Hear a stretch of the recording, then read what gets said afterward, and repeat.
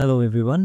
আজকে আমরা আমাদের কম্পিটিটিভ প্রোগ্রামিং মাস্টার কোর্সের one of the most important topic number theory নিয়ে আলোচনা করব।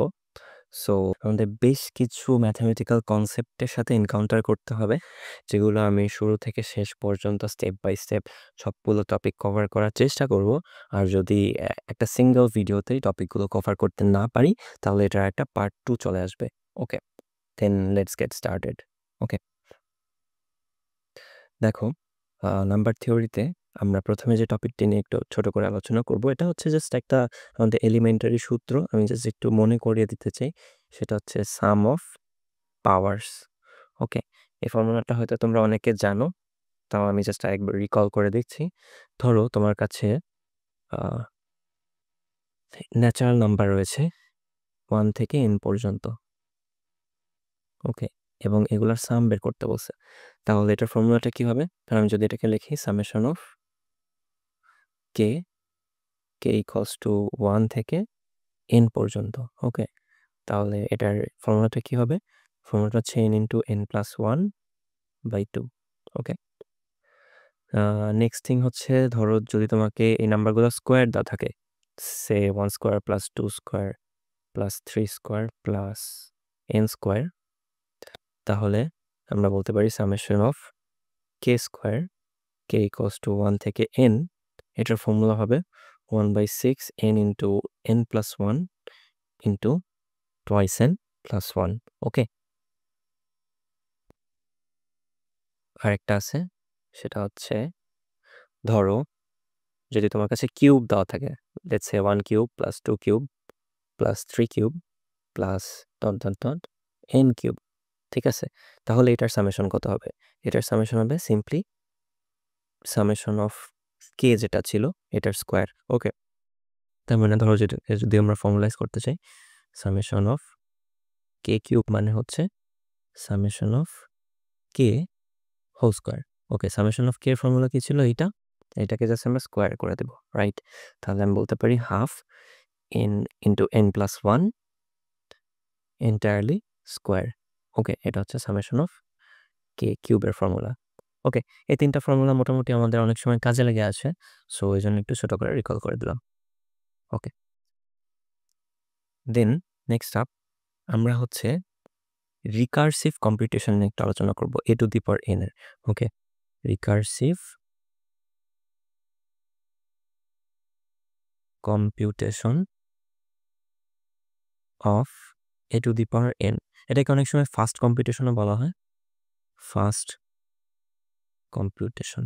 ওকে, কেন এটা fast? a to the power n এই মেথডে বের করলে কেন এটা ফাস্ট, এটা আমরা একটু পরে আসতেছি, যখন আমরা টাইম কমপ্লেক্সিটি নিয়ে আলোচনা করব এই কোডটার, তখনই বোঝা যাবে। ওকে, দেখো আমি একটু ফান্ডামেন্টাল নিয়ে আলোচনা করি। a to the power n মানে কি? a to the power n মানে কি? n সংখ্যক a গুণ আকারে থাকবে, তাই না? a into a into a into dot dot dot into a। ওকে, এটা হচ্ছে n টাইমস আছে, রাইট? এটা মানেই তো a to the power n, right? তাহলে দেখো, আমি যদি বলতে চাই, এটাকে যদি আমি একটা ফর্মুলাইজ করতে চাই, তাহলে বলতে পারি a to the power n সমান a to the power n/2 into a to the power n/2 when n is even। ওকে, আমি এগুলোকে এক্সাম্পল দিয়ে বোঝাবো। দেখো, আপাতত লেখো ফর্মুলাটা কি হয়। ধরো ইন দিস কেস যদি আমার থাকে a টু দি পাওয়ার 6 কি একটা ইভেন নাম্বার, তাহলে এটাকে আমরা এভাবে লিখতে পারি না, a টু দি পাওয়ার 6/2 মানে 3 ইন্টু a টু দি পাওয়ার 3, এটা মানে তো a to the power 6, right? তাই না? ওই জিনিসটাই আমি জাস্ট এখানে লিখছি। বোঝা গেল ব্যাপারটা? ওকে,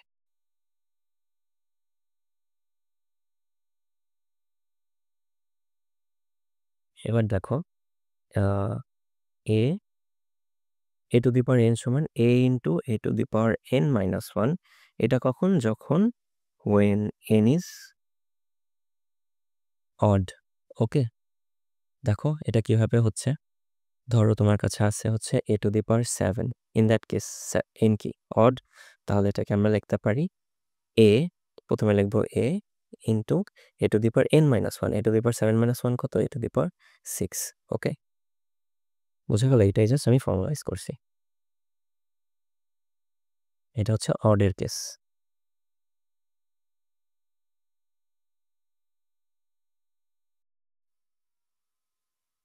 এটা গেল অডের কেস। আর লাস্টলি একটা বেস কেস থাকে, সেটা কি? সেটা আমরা মোটামুটি সবাই জানি। সেটা হচ্ছে a to the power n এর ভ্যালু 1 হবে কখন? when n is equals to 0, right? যে কোনো কিছুর পাওয়ার যদি 0 হয় তাহলে এটার ভ্যালু তো অলওয়েজ 1, রাইট? তাহলে দেখো এই তিনটা জাস্ট ফর্মালাইজেশন থেকে আমরা আমাদের রিকার্সিভ কম্পিটিশনটা করে ফেলতে পারি a to the power n এর। সেটা হচ্ছে কি? দেখো আমি এখানে ছোট করে কোডটা লিখে দিই। এটা ইমপ্লিমেন্টেশনটা কিভাবে হবে? ইমপ্লিমেন্টেশন,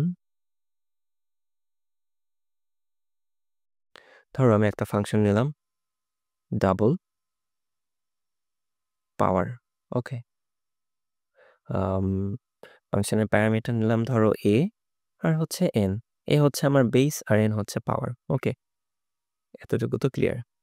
দেখো এবার ফাংশনের ভিতরে প্রথম বেস কেসটা কি ছিল? যদি n 1 হয়, সরি যদি n 0 হয় তাহলে আমার a to the power n এর ভ্যালু কত? 1, তাই না? তাহলে দেখো আমি যদি বলি ইফ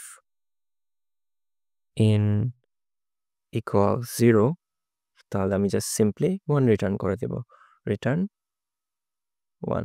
ওকে, এলস ইফ 0 যদি না হয় তাহলে আর দুইটা কন্ডিশন থাকে, একটা হচ্ছে n ইভেন, একটা হচ্ছে n অড।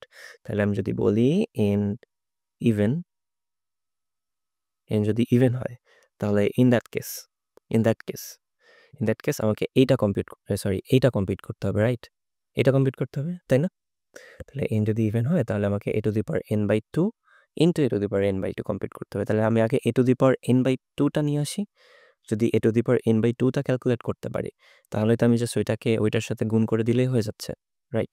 তাহলে দেখো আমি আগে a টু দি পাওয়ার n/2টা ক্যালকুলেট করবো। তাহলে আমি একটা ভ্যারিয়েবল নিলাম double, let's say x equals to, আমি জাস্ট এই আমাদের ফাংশনটাকে রিকার্সিভলি কল করব পাওয়ার a কমা, এবার কি n হবে না n/2? অবভিয়াসলি n/2, কারণ আমরা a to the power n/2 calculate করতেছি। এটা কি? এই যে বেস a, আর এই n/2টা কি? এই যে পাওয়ার n। ওকে, বুঝা গেল? তাহলে দেখো আমরা x পেয়ে গেলাম। তাহলে দেখো x মানে কি? এটা ক্লিয়ার? x মানে কি? x কি আসতেছে? x হচ্ছে গিয়ে a to the power n/2। Okay, fine. Next আমার কি লাগবে? a to the power n/2 into a to the power n/2, মানে দুইবার লাগবে। তার মানে কি আমি x কে জাস্ট দুইবার গুণ করে দিলেই পারি? তাহলে আমি জাস্ট এখানে রিটার্ন কি করব? Return x into x। ওকে, এটা গেল আমাদের ইভেনের কন্ডিশন। আর একটা কন্ডিশন কি থাকে? যদি n অড হয়, তাই না?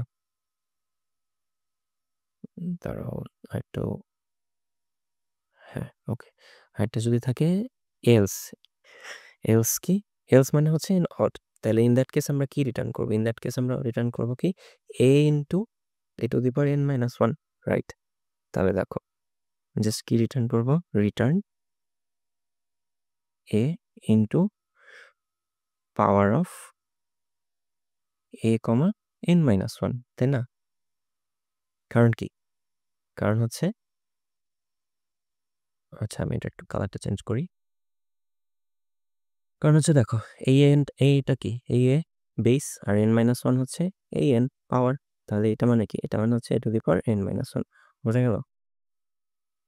আর এটার সাথে কি গুণ আকারে আছে? a গুণ আকারে আছে। ওকে, এটা হচ্ছে আমাদের recursive computation of a to the power n। ওকে, কেন এটা ফাস্ট?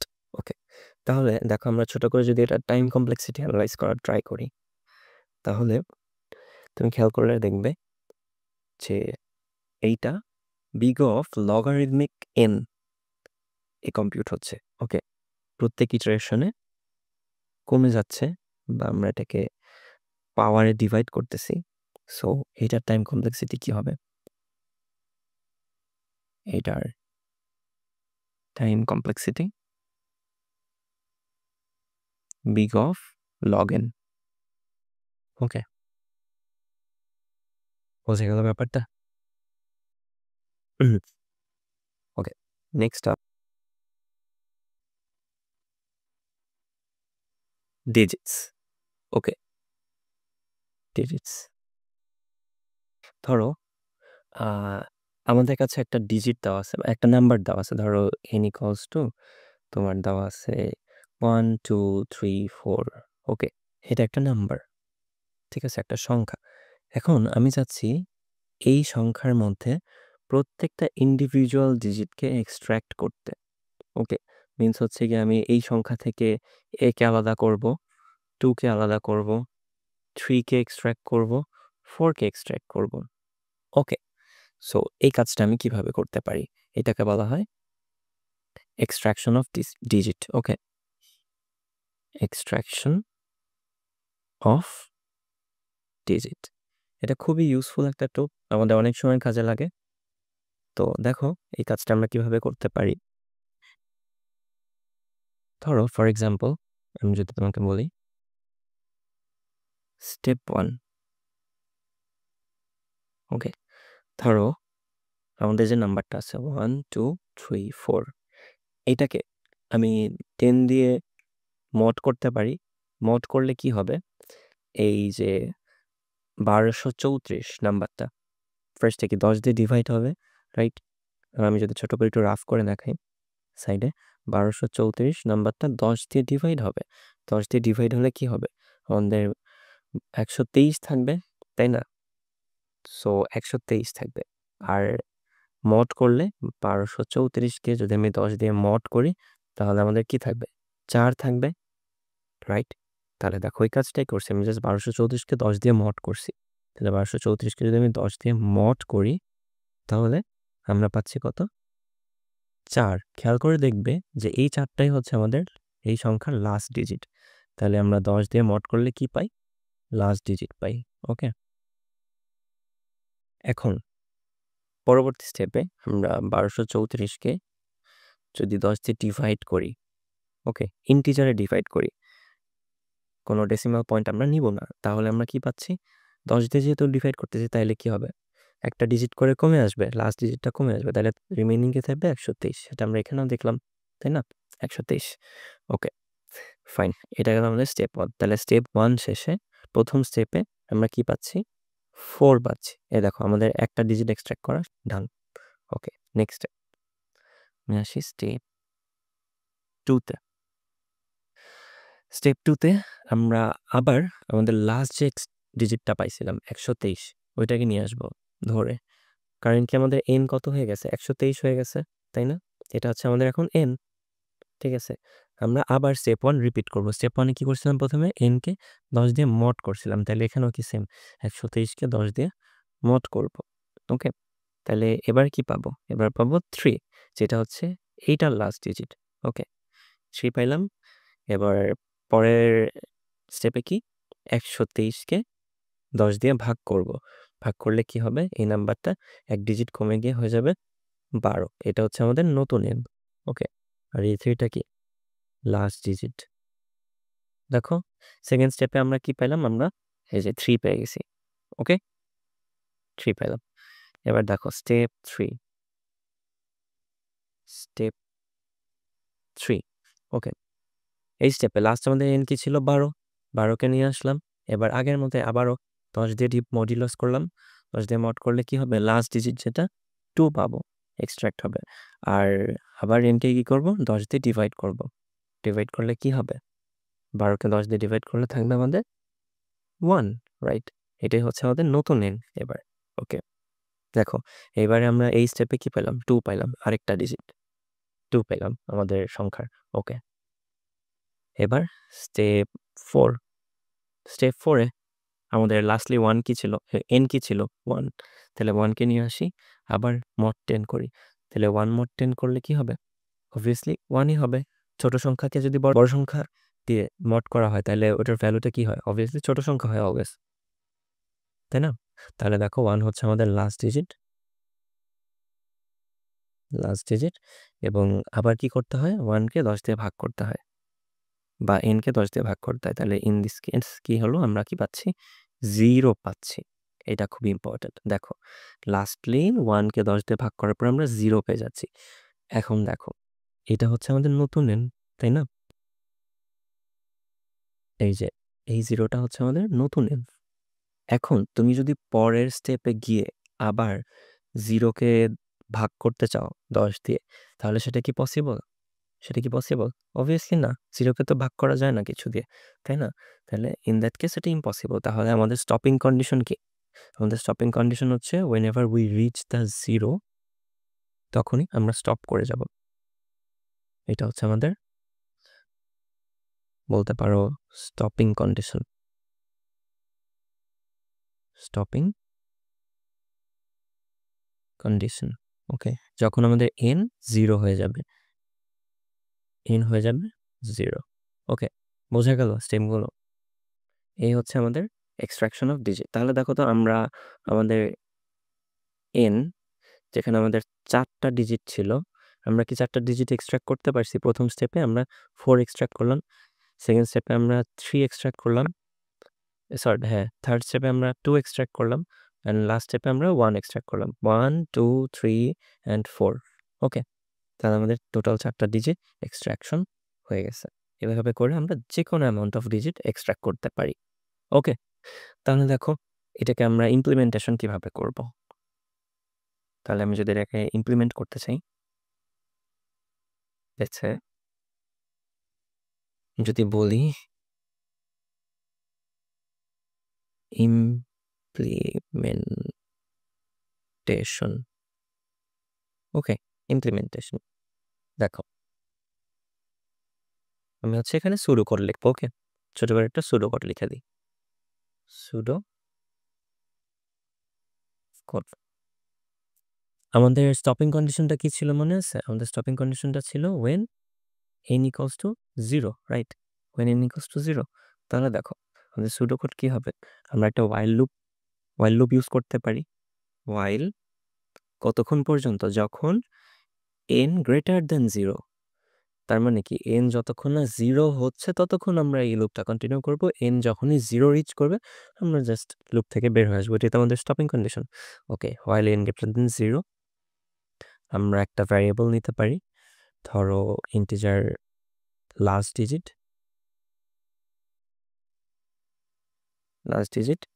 এটাকে আমি কি করব, n মডিউলো 10, রাইট? এটাই তো আমাদের লাস্ট ডিজিট। আর পরে ধরো আমি এখন এই লাস্ট ডিজিটটাকে প্রিন্টও করতে পারি অথবা অন্য কোথাও স্টোরও করতে পারি। ধরো আমি এখানে প্রিন্ট করে দিচ্ছি, প্রত্যেকবার লাস্ট ডিজিটটা প্রিন্ট করে দিচ্ছি। তাহলে ধরো আমি জাস্ট সি আউট করে দিই, সি আউট হচ্ছে লাস্ট ডিজিট, ওকে। প্রতিবার ডিজিট এক্সট্রাকশনের পর আমি জাস্ট প্রিন্ট করে দিচ্ছি, ওকে। আর এর পরের স্টেপে আমাদের কি করতে হয়? পরের স্টেপ হচ্ছে n-কে 10 দিয়ে ভাগ করতে হয়। তাহলে n হয়ে যাবে কি, নতুন n হয়ে যাবে n ডিভাইডেড বাই 10, ওকে। বোঝা গেল? এইটুকুই কোড, সিম্পলি।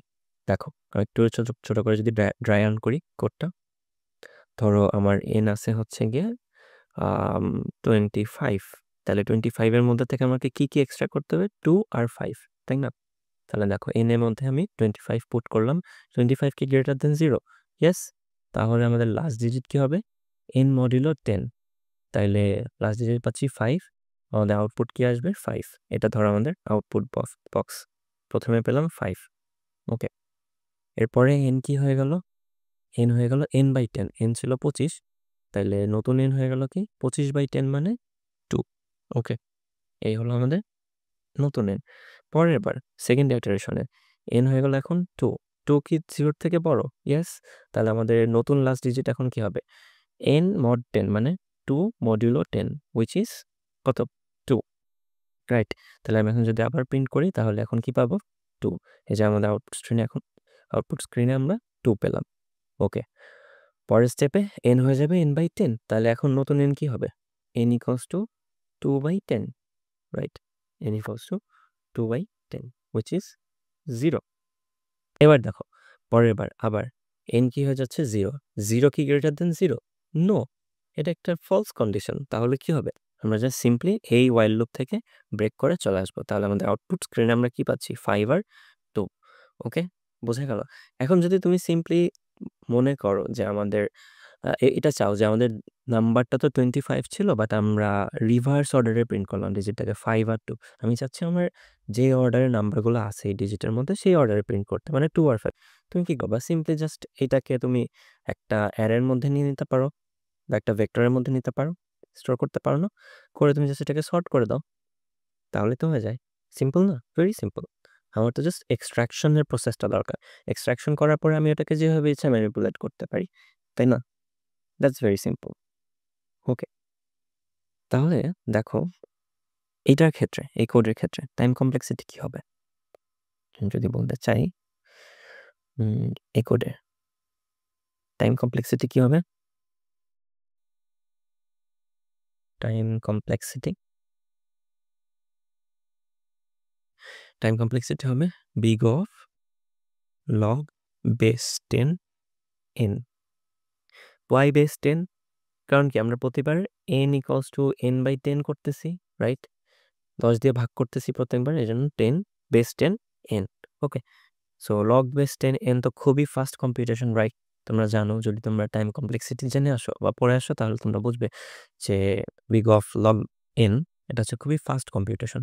ওকে, দেখো এই ডিজিট এক্সট্রাকশনকে যদি আমরা আমাদের কম্পাইলারে ইমপ্লিমেন্ট করতে চাই তাহলে কিভাবে করতে পারি? সে আমি একটা নাম্বার নিলাম int n equals to any random number, দেন হচ্ছে গিয়ে কি করব, while n greater than 0 আমি জাস্ট কি করব, একটা লাস্ট ডিজিট ভ্যারিয়েবল ডিক্লেয়ার করতে পারি যেটা লাস্ট ডিজিটকে স্টোর করবে ইন মডুলাস টেম, অ্যান্ড আমি জাস্ট সিম্পলি প্রিন্ট করে দিতে পারি প্রতিবার। আর পরের বার কি করতে হবে? জাস্ট এক ডিজিট করে রিডিউস করতে হবে আমাদের নাম্বারটাকে। সো রিডিউস করার জন্য n equals n/10। Alright, so আমি যদি এটাকে প্রিন্ট করি তাহলে দেখো আমাদের প্রত্যেকটা ডিজিট এক্সট্রাক্টেড হয়ে প্রিন্ট হবে। ওকে, দেখো এবার আমরা হচ্ছে ডিভাইজার্স নিয়ে আলোচনা করব। একটা নাম্বারের সবগুলো ডিভাইজার কিভাবে এক্সট্রাক্ট করতে হয়, বা ধরো প্রিন্ট অল ডিভাইজার্স। ওকে, সো এই কাজটা আমরা কিভাবে করতে পারি? সবগুলো ডিভাইজারকে কিভাবে এক্সট্রাক্ট করতে পারি? এখন ডিভাইজার কি জিনিস? ডিভাইজার হচ্ছে সিম্পলি গুণনীয়ক, রাইট? হ্যাঁ, গুণনীয়ক। গুণনীয়ক মানে কি? যে একটা সংখ্যাকে যতগুলা অন্য সংখ্যা দিয়ে নিঃশেষে বিভাজ্য করা যায় বা নিঃশেষে ভাগ করা যায়, সেই সংখ্যাগুলো হচ্ছে ওই পার্টিকুলার নাম্বারটার ডিভাইজার্স। ওকে, একটা ছোট করে এক্সাম্পল দিয়ে দিই তাহলে বুঝতে ইজি হবে। ধরো আমাদের একটা নাম্বার আছে 36, তাহলে এই নাম্বারের ডিভাইজার্স কি হতে পারে? 1, 2, 3, 4, 6, 9, 12, 18, 36। দেখো তো এই সেটের প্রত্যেকটা নাম্বার 36কে নিঃশেষে বিভাজ্য করে না, নিঃশেষে ভাগ করে, তাই না? এজন্য হচ্ছে গিয়ে এই প্রত্যেকটা নাম্বারের যে সেট, এটা হচ্ছে গিয়ে আমার 36 এর ডিভাইজার সেট। ওকে, সো এটা কি আমাদের ডিভাইজার সেট অফ 36, রাইট? তাহলে দেখো এই ডিভাইজারগুলোকে আমরা কিভাবে পেতে পারি? ঠিক আছে, প্রথমে একটা ব্রুট ফোর্স মেথড আমি আলোচনা করি। Brute force method. So brute ফোর্সে আমরা কিভাবে করতে পারি? সিম্পলি আমরা জাস্ট প্রত্যেকটা নাম্বারে চেক করে যাব 36 পর্যন্ত, 1 থেকে 36 পর্যন্ত, 1 to 36 পর্যন্ত চেক করে যাব যে ওই নাম্বারটা 36কে ডিভাইড করে কিনা, তাই না? এটা তো খুবই সিম্পল মেথড, রাইট? সো আমি জাস্ট একটা ফর লুপ নিতে পারি। For i equals to 1, i lesser than equal n, i plus plus। Okay, so আমি জাস্ট কি চেক করব? If n modulo i equals 0, তাহলে আমি জাস্ট ওইটাকে সি আউট করে দিতে পারি। সি আউট হচ্ছে কি i, মানে i হচ্ছে আমার একটা ডিভাইজার অফ n। অলরাইট, এটা গেল আমাদের একটা ব্রুট ফোর্স মেথড। বাট দেখো এই মেথডে আমাদের কি পুরো n পর্যন্ত ট্রাভার্স করা লাগতেছে। সো দ্যাট মিনস এটা টাইম কমপ্লেক্সিটি কি হবে? এটা টাইম কমপ্লেক্সিটি হবে big of n, right? Big of n, তাই না? এই জিনিসটাকে কি আমরা আরো অপটিমাইজ করতে পারি? এই জিনিসটাকে কি আরেকটু অপটিমাইজ করা যায়? দেখো তো এই জিনিসটাকে কিভাবে আরেকটু অপটিমাইজ করা যায়? লেটস সে আমার একটা নাম্বার আছে, ধরো আমি নিলাম n equals to 36, আগের এক্সাম্পলটাই। হ্যাঁ, তাহলে দেখো আমি 36 এর ফ্যাক্টরগুলো বের করবো, তাই না, ডিভাইজারগুলো বের করবো। ধরো আমি নিলাম এখানে হচ্ছে i কি 36 এর ফ্যাক্টর। ওকে, তো প্রত্যেকটা নাম্বারেরই ফ্যাক্টর, একটা কমন ফ্যাক্টর আছে, সেটা কি 1। 1 সব কিছুকেই ডিভাইড করে, তাহলে 1 তো অবভিয়াসলি একটা ফ্যাক্টর, তাই না? এখন দেখো 1 যদি একটা ফ্যাক্টর হয়, তাহলে 36/1 যে ভ্যালুটা আসবে ওইটা আরেকটা ফ্যাক্টর হবে, তাই না? তাহলে কি 36/1 করলে কি হয় 36, সো এটা আরেকটা ফ্যাক্টর, এটা 36 এর আরেকটা ফ্যাক্টর, রাইট? বুঝে গেল? কারণ দেখো তুমি যে 1 36কে নিঃশেষে বিভাজ্য করতেছে, তাই না? তাহলে নিঃশেষে বিভাজ্য করলে এটার তো একটা ইন্টিজার রেজাল্ট থাকবে, তাহলে ওই রেজাল্টটাও 36কে নিঃশেষে বিভাজ্য করবে, ভাইস ভার্সা, চিন্তা করো, রাইট? বোঝা গেল? তাহলে দেখো আমরা হচ্ছে 1 আর 36 দুইটা ডিভাইজার পাইলাম। সেকেন্ডলি 2 কি 36 এর একটা ডিভাইজার? হ্যাঁ, 2 36কে নিঃশেষে বিভাজ্য করে, 36/2 করলে আমরা পাই হচ্ছে 18। তাহলে দেখো 2 যদি 36 এর একটা ডিভাইজার হয়, তাহলে অবভিয়াসলি 18 36 এর একটা ডিভাইজার হবে, কারণ কি 2 36কে ডিভাইড করে আমরা একটা ইন্টিজার পাইছি, তাহলে 18কে 36কে 18 দিয়ে ডিভাইড করলে তো ওই 2টাই আবার পাচ্ছি, তাই না?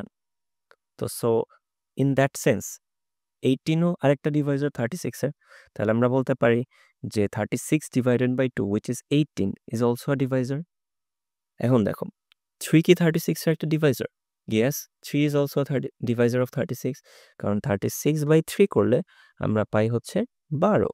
ওকে, তাহলে দেখো 3 যদি 36 একটা ডিভাইজার হয়, তাহলে কি 12 36 এর একটা ডিভাইজার হবে, তাহলে আরেকটা ডিভাইজার আমি লিখতে পারি না 12। তুমি কি একটা প্যাটার্ন লক্ষ্য করতে পারতেছো? এই পাশে আমি নাম্বারগুলা নিচ্ছি, আর এই পাশে নিচ্ছি ওই নাম্বারকে, ওই নাম্বার দিয়ে 36কে ডিভাইড করে যে ইন্টিজারটা পাচ্ছি সেটা। তার মানে কি এইটা হচ্ছে কি আমার n/i, বোঝা যাচ্ছে? তাহলে দেখো i যদি আমার একটা ডিভাইজার হয়, n/iও একটা ডিভাইজার হবে, এটা কি বুঝতে পারতেছো? চলো আর একটা এক্সাম্পল নিই, ধরো 4 কি 36 এর ডিভাইজার? ধরো আমি 36/4 করতেছি, তাহলে কি 4 36কে নিঃশেষে বিভাজ্য করে, কি দিয়ে বিভাজ্য করে? 9 দিয়ে, রাইট? তাই না? 4 নাম 36। তাহলে দেখো 9ও আলটিমেটলি 36 এর একটা ডিভাইজার হচ্ছে, কারণ কি 36কে যদি তুমি 9 দিয়ে ডিভাইড করো তাহলে 4 পাওয়া যায়, তাহলে 9ও আরেকটা ডিভাইজার। বুঝতে পারতেছো প্যাটার্নটা? দেখো তো নেক্সট আপ, 5 কি 36 এর একটা ডিভাইজার? নো, 5 36কে ডিভাইড করে না নিঃশেষে। তার মানে কি আমি কোনো পূর্ণ সংখ্যা পাবো না 36কে 5 দিয়ে ডিভাইড করলে, তার মানে 36/5ও একটা ডিভাইজার হবে না। বুঝে গেল ব্যাপারটা? তাহলে 5 যেহেতু 36 এর ডিভাইজার না, সো এটাকে আমি ক্লিয়ার করে দিই, এটাকে আমি যদি মুছে দিই। নেক্সটে 5 যদি না হয়, 6 কি 36 একটা ডিভাইজার? ইয়েস, 6 36 একটা ডিভাইজার, তাহলে সিম্পলি 6 ছক 36 যদি হয়, তাইলে 36/6 which is also 6, তার মানে আরেকটা 6 36 এর একটা ডিভাইজার, মানে 6 36কে 6 দিয়ে ডিভাইড করলে মানে n/i করলে ওইটাও আরেকটা ডিভাইজার। ওকে, দেখো এরপরে নেক্সট ডিভাইজার হচ্ছে গিয়ে 9। 9 যদি 36 এর একটা ডিভাইজার হয়, তাহলে 36/9 which is 4, এটাও আরেকটা ডিভাইজার। ওকে, নেক্সট ডিভাইজার কি 12। 12 যদি 36 এর একটা ডিভাইজার হয়, তাহলে 36/12 কত? 3, এটাও আরেকটা ডিভাইজার। সিমিলারলি 18 যদি হয়, তাহলে হচ্ছে গিয়ে 2 আরেকটা ডিভাইজার। 36 যদি হয়, তাহলে 1 আরেকটা ডিভাইজার। ওকে, তাহলে দেখো তো যদি তুমি এই প্যাটার্নটা লক্ষ্য করো, এই i ওয়েট মার্ক করে দিই, এই i আর এই n/i এর যে প্যাটার্নটা আসতেছে, ডিভাইজার প্যাটার্নটা, সেটা যদি তুমি একটু লক্ষ্য করো, তাহলে দেখবে যে if i is a divisor of n, then n/i is also a divisor of n, তাই না? তাই তো আমাদের থিওরি তো এটাই বলতেছে। তাহলে দেখো, এবার দেখো এই ডিভাইজার সেটের মধ্যে তুমি আরেকটা প্যাটার্ন কি লক্ষ্য করতে পারতেছো? আরেকটা প্যাটার্ন কি দেখো তো, এইখানে আছে 1, এই 1টা আবার লাস্টে গিয়ে রিপিট হয়েছে। ওকে, তাই না? বোঝা গেল? তারা আমরা একটা কালার দিয়ে এটাকে ডিফাইন করি। দেখো এই 1টা লাস্টে গিয়ে আবার রিপিট হয়েছে, এই 2টা এই পাশে গিয়ে আবার রিপিট হয়েছে, সিমিলারলি 3টাও রিপিট হয়েছে। সিমিলারলি দেখো এইটা উপর থেকে নিচে যেইভাবে আসছে সেম জিনিসটা নিচ থেকে উপরে গেছে। তার মানে কি এই নাম্বারগুলা আর এই নাম্বারগুলা একদম অ্যাকুরেটলি সেম, হুবহু সেম, জাস্ট হচ্ছে এইটা যে অর্ডারে আসছে এইটা তার রিভার্স অর্ডারে গেছে। বোঝা যাচ্ছে? তার মানে কি দুইটাই হচ্ছে সেম সেম নাম্বার এবং দুইটা লিস্টই হচ্ছে আমার ডিভাইজার সেট, তাই না? তাহলে আমি জাস্ট একটা লিস্ট নিয়ে কাজ করলে পারি না? তুমি জাস্ট চিন্তা করো, আমি যদি মাঝ বরাবর এই নাম্বারগুলার মাঝ বরাবর এই 6 বরাবর যদি একটা দাগ কাটি, ওকে, একটা ডিভিশন করে দিই, হ্যাঁ, এই 6 বরাবর একটা দাগ কাটলাম। এবার তুমি দেখো এই ভাগে, এই বাম ভাগে, বাম পাশে, হ্যাঁ, এই 6 এর উপরে যে নাম্বারগুলো আছে 1 2 3 4 and 6, এই এই নাম্বারগুলা এই ডান পাশে কি রিপিট হচ্ছে? এই এই তুমি এই বেস লাইনের উপরে চিন্তা করো, উপরে চিন্তা করো। বাম পাশে যে নাম্বারগুলো আছে 1 2 3 4 and 6, সেই নাম্বারগুলোর কোনোটা কি এই ডান পাশে রিপিট হচ্ছে? এক্সেপ্ট 6, আর কোনো নাম্বার কি রিপিট হচ্ছে? না, রিপিট হচ্ছে না। বাট এইটার বেস লাইনের নিচে যখন চলে যাবে তখন দেখবে এই নাম্বারগুলো আবার রিপিট হচ্ছে এই নিচে। ঠিক আছে? তাহলে কি করব আমি? আমি তো চাচ্ছি না যে সেম নাম্বার বারবার রিপিট হোক, তাই না? আমি একটা ডিভাইজার সেটটার মধ্যে এমন নাম্বারগুলো নিতে চাই যেগুলো হচ্ছে একবারই আসবে। ওকে, রিপিট চাই না, আমি রিপিটেশন চাই না। তাহলে কি দেখো, আমি যদি এই নাম্বারগুলো রিপিটেশন না চাই তাহলে কি আমি এই বেস লাইনের নিচে আসবো কখনো? না, আমি এই বেস লাইনের নিচে আসবো না, তাহলে আমি অলওয়েজ উপরে থাকবো। তাহলে দেখো এই বেস লাইনের উপরে যে নাম্বারগুলো আছে এই নাম্বারগুলোকে আমি বলতে পারি না যে ডিভাইজার্স ডিভাইজার্স অফ n ইকুয়ালস টু 36, তাই না? তুমি জাস্ট এই বেস লাইনের উপরে যদি চিন্তা করো তাহলে সবগুলো নাম্বার তোমার কভার হয়ে যাচ্ছে। বোঝা যাচ্ছে ব্যাপারটা? কারণ কি এই বেস লাইনের নিচে ওই নাম্বারগুলো আবার রিপিট হচ্ছে না?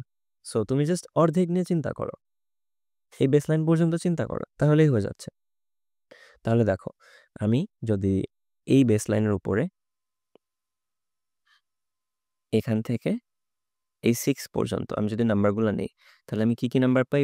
1 2 3 4 6 9 12 18 36। ওকে, 6 কে আমি দুইবার কাউন্ট করতেছি না, একবার কাউন্ট করতেছি। তাহলে দেখো আমার সবগুলা ডিভাইজার ইনক্লুডেড হয়ে গেল। ওকে, তাহলে দেখো আমার কি টোটাল 36 পর্যন্ত যাওয়ার কোনো দরকার আছে? ট্রাভার্স করার কোনো দরকার আছে? দরকার না। আমি যদি 6 পর্যন্ত যেতে পারি তাহলে কি আমি সবগুলা ডিভাইজার পেয়ে যাচ্ছি না? চিন্তা করে দেখো তো, আমি 1 পাইলাম, 1 এ গেলাম, ফার্স্টে 1 ট্রাভার্স করলাম, 1 ট্রাভার্স করলে আমি 36 পাবো, 2 তে গেলে আমি 18ও পাবো, 3 তে গেলে এর করেসপন্ডিং 12ও পাবো, 4 এ গেলে এর করেসপন্ডিং 6ও পাবো, 6 এ গেলে তার করেসপন্ডিং 6ও পাবো। এরপরে কি আমার আর যাওয়ার দরকার আছে? এরপরে যদি আমি আবার 9 এ যাই তাহলে কি ওইটা কাউন্ট করার কোনো দরকার আছে? কারণ 9 তো আমি এর আগে একবার পেয়ে আসছি। তাহলে আবার কি 9 পাওয়ার দরকার আছে? 9 এ গেলে এরপরে করেসপন্ডিং যেটা পাবো 4, ওইটাও তো আমি এর আগে পেয়ে আসছি। পাইছি না এই যে এখানে? দরকার আছে? সিমিলারলি দেখো 12ও আমি এর আগে পাইছি, 3ও আমি এর উপরে পাইছি। সিমিলারলি এই নিচের পোর্শনে যেই নাম্বারগুলো আছে সেগুলো আমি অলরেডি উপরে কভার করে আসছি। So it is enough to check till 6। এইটা হচ্ছে আমাদের বেস লাইন। ওকে, বা তুমি বলতে পারো যে এটা হচ্ছে আমাদের বর্ডার লাইন। ওকে, সো এইটা হচ্ছে আমাদের border line. Border line. Okay, বোঝা গেল ব্যাপারটা? আচ্ছা, আমরা যদি কোডে চলে যাই, ইমপ্লিমেন্টেশনে চলে যাই, ইমপ্লিমেন্টেশন,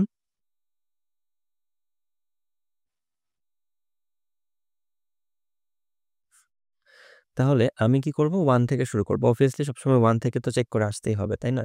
যে 1 কি ডিভাইড করে কিনা, 2 ডিভাইড করে কিনা, 3 ডিভাইড করে কিনা, এভাবে চেক করে আসতে হবে না? তাহলে i কি হবে? i 1 থেকে শুরু হবে। তাহলে আমি একটা ফর লুপ নিতে পারি, ফর i ইকুয়ালস টু 1। ওকে, এবার i কতটুকু পর্যন্ত যাবে? দেখো তো, এই যে এটা তো আমার i ছিল, এই যে i ছিল না? তাহলে i আমার কতটুকু পর্যন্ত গেছে? 6 পর্যন্ত গেছে। এর নিচে কি যাওয়ার দরকার? এর উপরে কি যাওয়ার দরকার আছে? মানে 9, 12 এর উপরে তো যাওয়ার দরকার নাই। 6 টা কি? 6 হচ্ছে, তুমি যদি লক্ষ্য করো তাহলে হচ্ছে square root of 36 which is 6। তাহলে আমাদের স্টপিং কন্ডিশন কি? সেটা হচ্ছে স্কোয়ার রুট অফ n। বোঝা গেল? তাহলে i আমার কতটুকু পর্যন্ত যাবে? এটা হচ্ছে স্কোয়ার রুট অফ n পর্যন্ত যাবে। ওকে, তাহলে i যাবে lesser than equals to square root of n। Okay, এরপরে i প্লাস প্লাস এক করে ইনক্রিমেন্ট করব। ওকে, এবার দেখো, যদি i একটা ডিভাইজার হয় n এর, ওকে, এই যে এই পাশে i যদি একটা ডিভাইজার হয় n এর, তাহলে কি n বাই i ও আর একটা ডিভাইজার হবে, তাই না?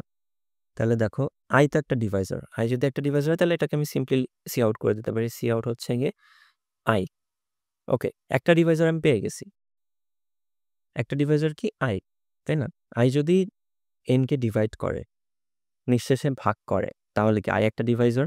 ওকে, i যদি একটা ডিভাইজার হয়, তাহলে এরপরে আমি চেক করি যে n বাই i ও আর একটা ডিভাইজার। তাহলে আমি সিম্পলি লিখে দিতে পারি না যে হচ্ছে গিয়ে see out n by i, কারণ n বাই i ও তো একটা divisor also, n by i, right? Okay, তাহলে দেখো, আমরা একটা ডিভাইজার পাইলাম আর একটা ডিভাইজার পাইলাম, তাই না?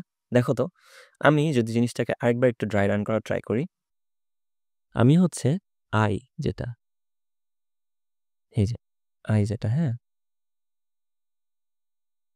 আমি হচ্ছে i কে 1 থেকে শুরু করে স্কোয়ার রুট অফ n পর্যন্ত ট্রাভার্স করছি। ওকে, সো দেখো, আমি যখন 1 পাচ্ছি, i যখন 1 পাচ্ছি, i যখন 1 পাচ্ছি, তখন n বাই i কি পাচ্ছি? 36 পাচ্ছি, তাই না? তারপরে i যখন 2 পাচ্ছি, 2 হলে n বাই i পাচ্ছি হচ্ছে আমি 18।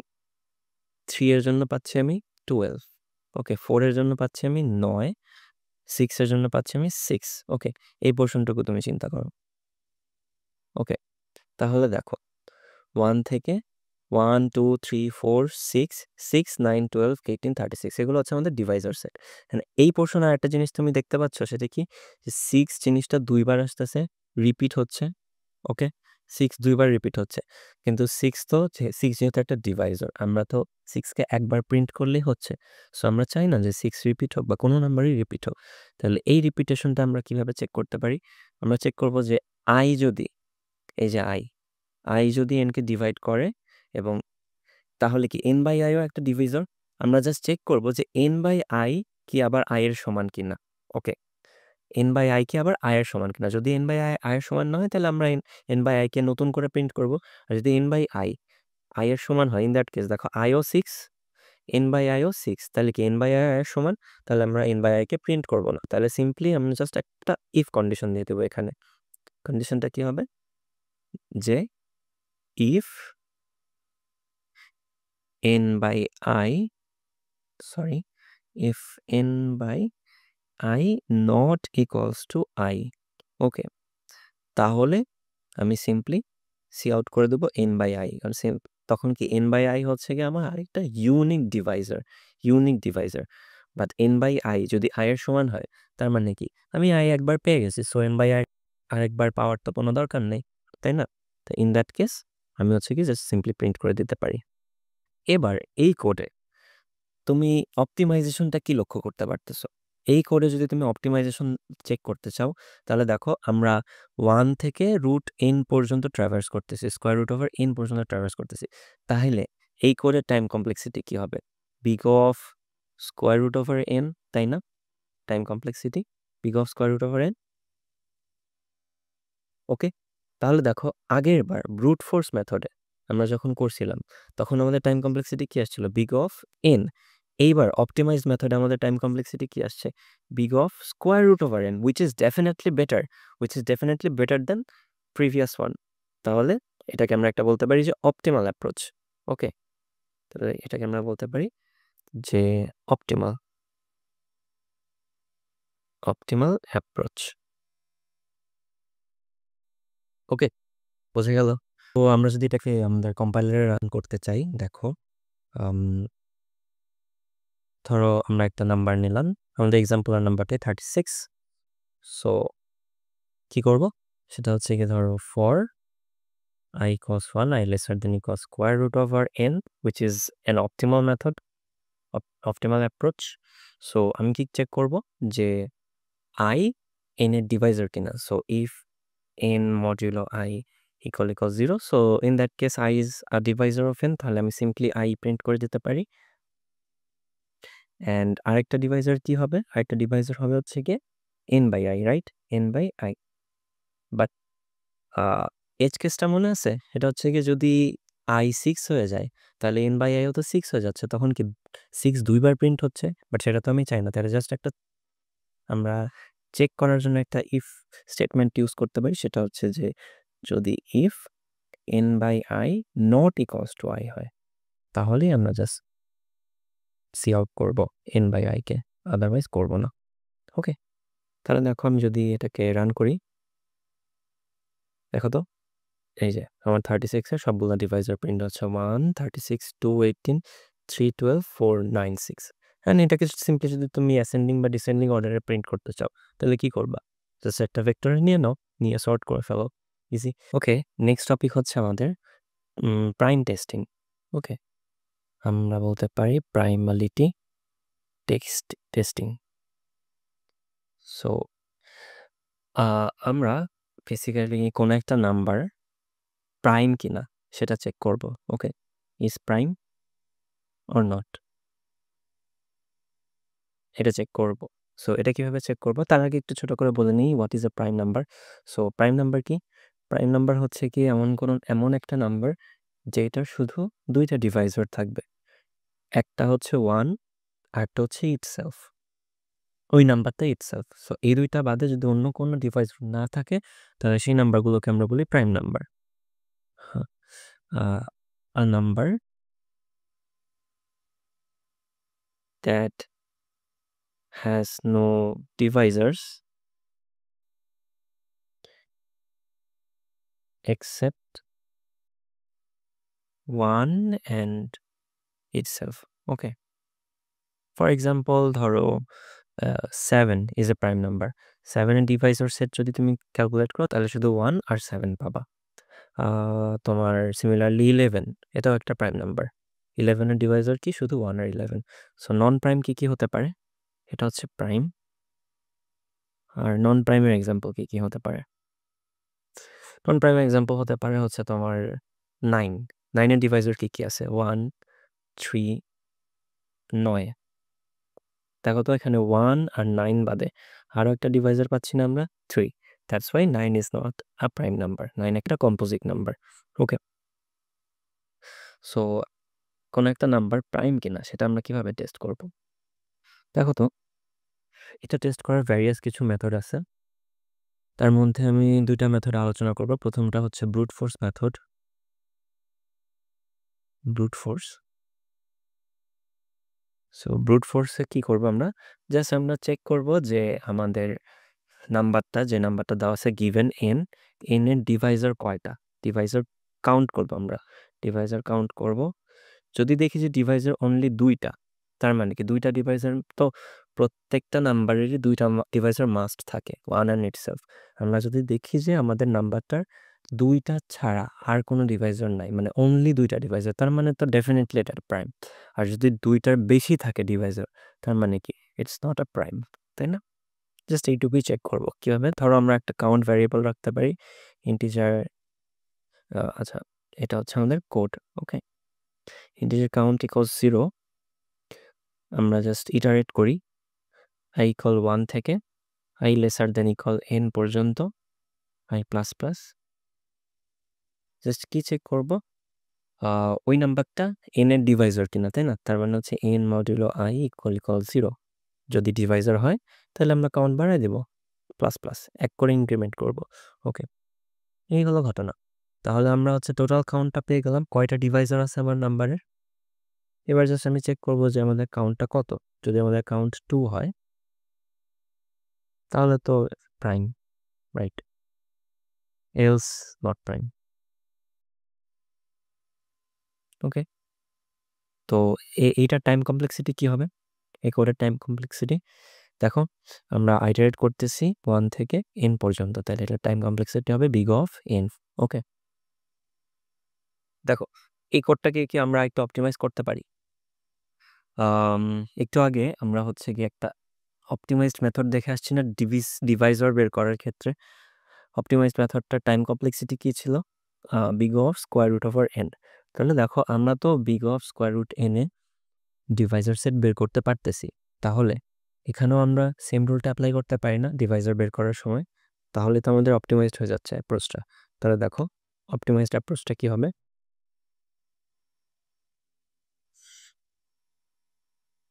অপটিমাইজড অ্যাপ্রোচ, ধরো আমি একটা কাউন্ট রাখলাম, কাউন্টটা হচ্ছে 0। আমি জাস্ট হচ্ছে গিয়ে কি করব, আগের মধ্যে জাস্ট ডিভাইজার বের করবো, তাই না? i cos 1 থেকে i lesser than equal square root n i plus plus. যদি আমাদের i একটা ডিভাইজার হয়, n mod i ইকুয়াল 0, তাহলে আমি কাউন্ট এক করে ইনক্রিমেন্ট করে দিই।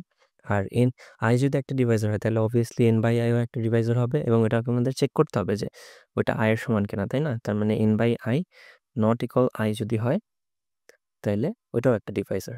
ওকে, মানে ইউনিক ডিভাইজার আর কি। এনিওয়ে, তো এই হলো আমাদের ডিভাইজার সেট, ডিভাইজারের কাউন্ট বের করলাম। এরপর জাস্ট চেক করবো ইফ কাউন্ট ইকুয়াল টু, তাহলে তো এটা প্রাইম। তাহলে দেখো এটা কেন optimal?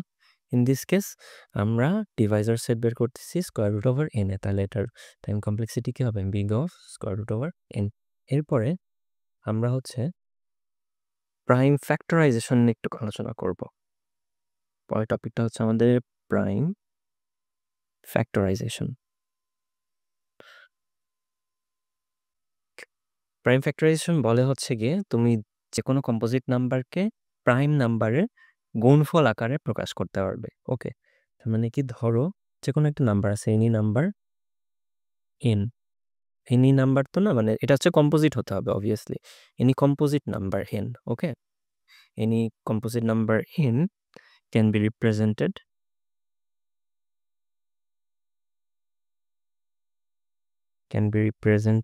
as multiplications of prime number. Okay, multiplications of prime numbers. এটা পৃথিবীর যে কোনো কম্পোজিট নাম্বারের ক্ষেত্রে প্রযোজ্য। ওকে, দেখো ফর এক্সাম্পল আমি যদি বলি একটা একটা কম্পোজিট নাম্বার নেই, লেটস সে আমি নিলাম হচ্ছে 50। ওকে, 50কে আমি কি আকারে লিখতে পারি? 50কে আমি লিখতে পারি না যে 10 ইন্টু 5, 10কে আবার ফার্দার ডিভাইড করা যায় কিভাবে? 2 ইন্টু 5 ইন্টু 2 ইন্টু 5, আর আছে কি আর একটা 5। তাহলে দেখো তো এইটা সমান কি? তাহলে 50 সমান আমরা লিখতে পারি 2 ইন্টু 5 ইন্টু 5, তাই না? দেখো এখানে প্রত্যেকটা নাম্বার কি একটা প্রাইম না? 2 একটা প্রাইম নাম্বার, 5 একটা প্রাইম নাম্বার, 5 একটা প্রাইম নাম্বার। এটাকে আরেকটু সিম্পলিফাই করে এভাবে লেখা যায় 2 to the power 1 into 5 to the power 2। Okay, বোঝা গেল ব্যাপারটা? দেখো 50 একটা কম্পোজিট নাম্বার ছিল, যেটাকে আমরা দুইটা প্রাইম নাম্বারে গুণফল আকারে প্রকাশ করে ফেললাম। ফর এক্সাম্পল ধরো আমি আরেকটা এক্সাম্পল দিই, যদি আরেকটা কম্পোজিট নাম্বার কি হতে পারে? ধরো আমি দিলাম 25। ওকে, তাহলে 25কে আমরা কিভাবে লিখতে পারি? 5 ইন্টু 5 আকারে লিখতে পারি। এটাকে আমরা এভাবে লিখতে পারি না, 5 square.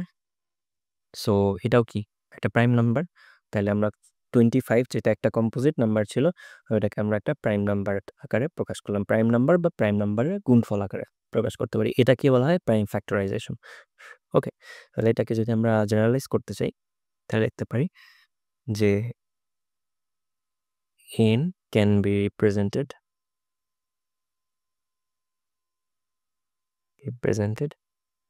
as p0 q0 into p1 q1 into p2 q2 into pn qn। এখানে কি, where আমরা বলতে পারি pi is a prime আর কিউগুলো হচ্ছে একটা করে এক্সপোনেন্ট বা পাওয়ার। এই যে যেমন এখানে আমরা 1 পাইছি 2 পাইছি, ওগুলো হচ্ছে পাওয়ার। ওকে, সো আমরা আরেকটা এক্সাম্পল যদি দেখি 36কে আমরা কিভাবে লিখতে পারি দেখো তো। 6 into 6 লেখা যায়, রাইট? 6কে লেখা যায় 2 into 3, এই 6কে লেখা যায় 2 into 3, তাই না? লেখা যায় তো। তাহলে দেখো এটাকে আমরা এভাবে লিখতে পারি 2 স্কোয়ার into 3 স্কোয়ার, রাইট? তাহলে এইটাই হবে কি আমাদের 36-এর prime factorisation.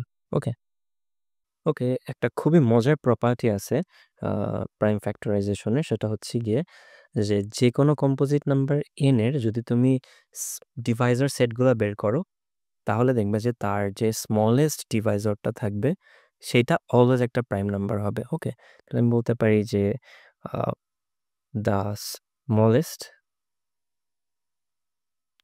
Deviser of any composite number, okay,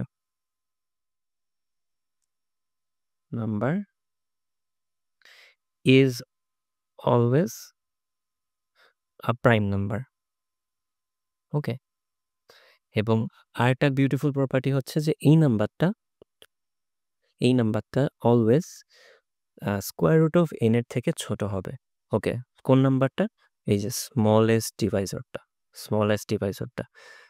this smallest divisor will always be lesser than square root n.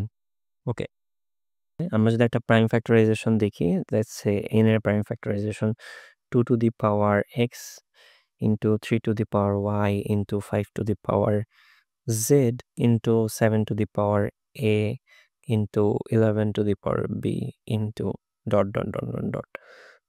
তাহলে ইন দ্যাট কেস সবচেয়ে লোয়েস্ট এই n এর সবচেয়ে লোয়েস্ট যে ডিভাইজারটা হবে ওইটা অলওয়েজ একটা প্রাইম নাম্বার হবে এবং সেটা সবসময় স্কোয়ার রুট ওভার n এর থেকে ছোট হবে।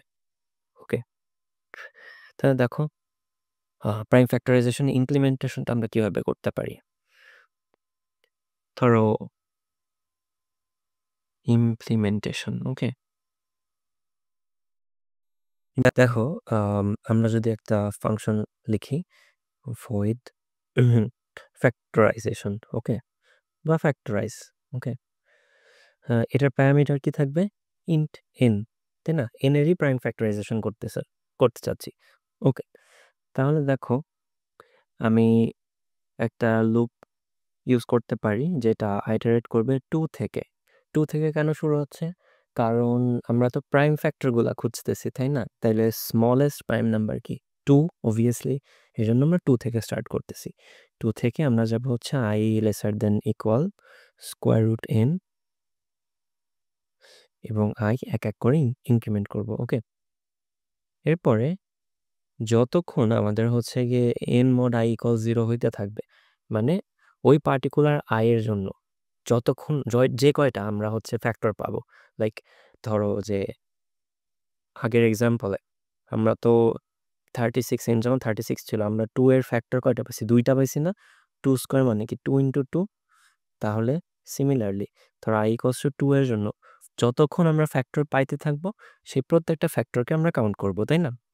রাইট, তাহলে দেখো n মডুলো i যতক্ষণ পর্যন্ত 0 হইতে থাকবে ততক্ষণ পর্যন্ত আমরা হচ্ছে গিয়ে i কে প্রিন্ট করতে থাকবো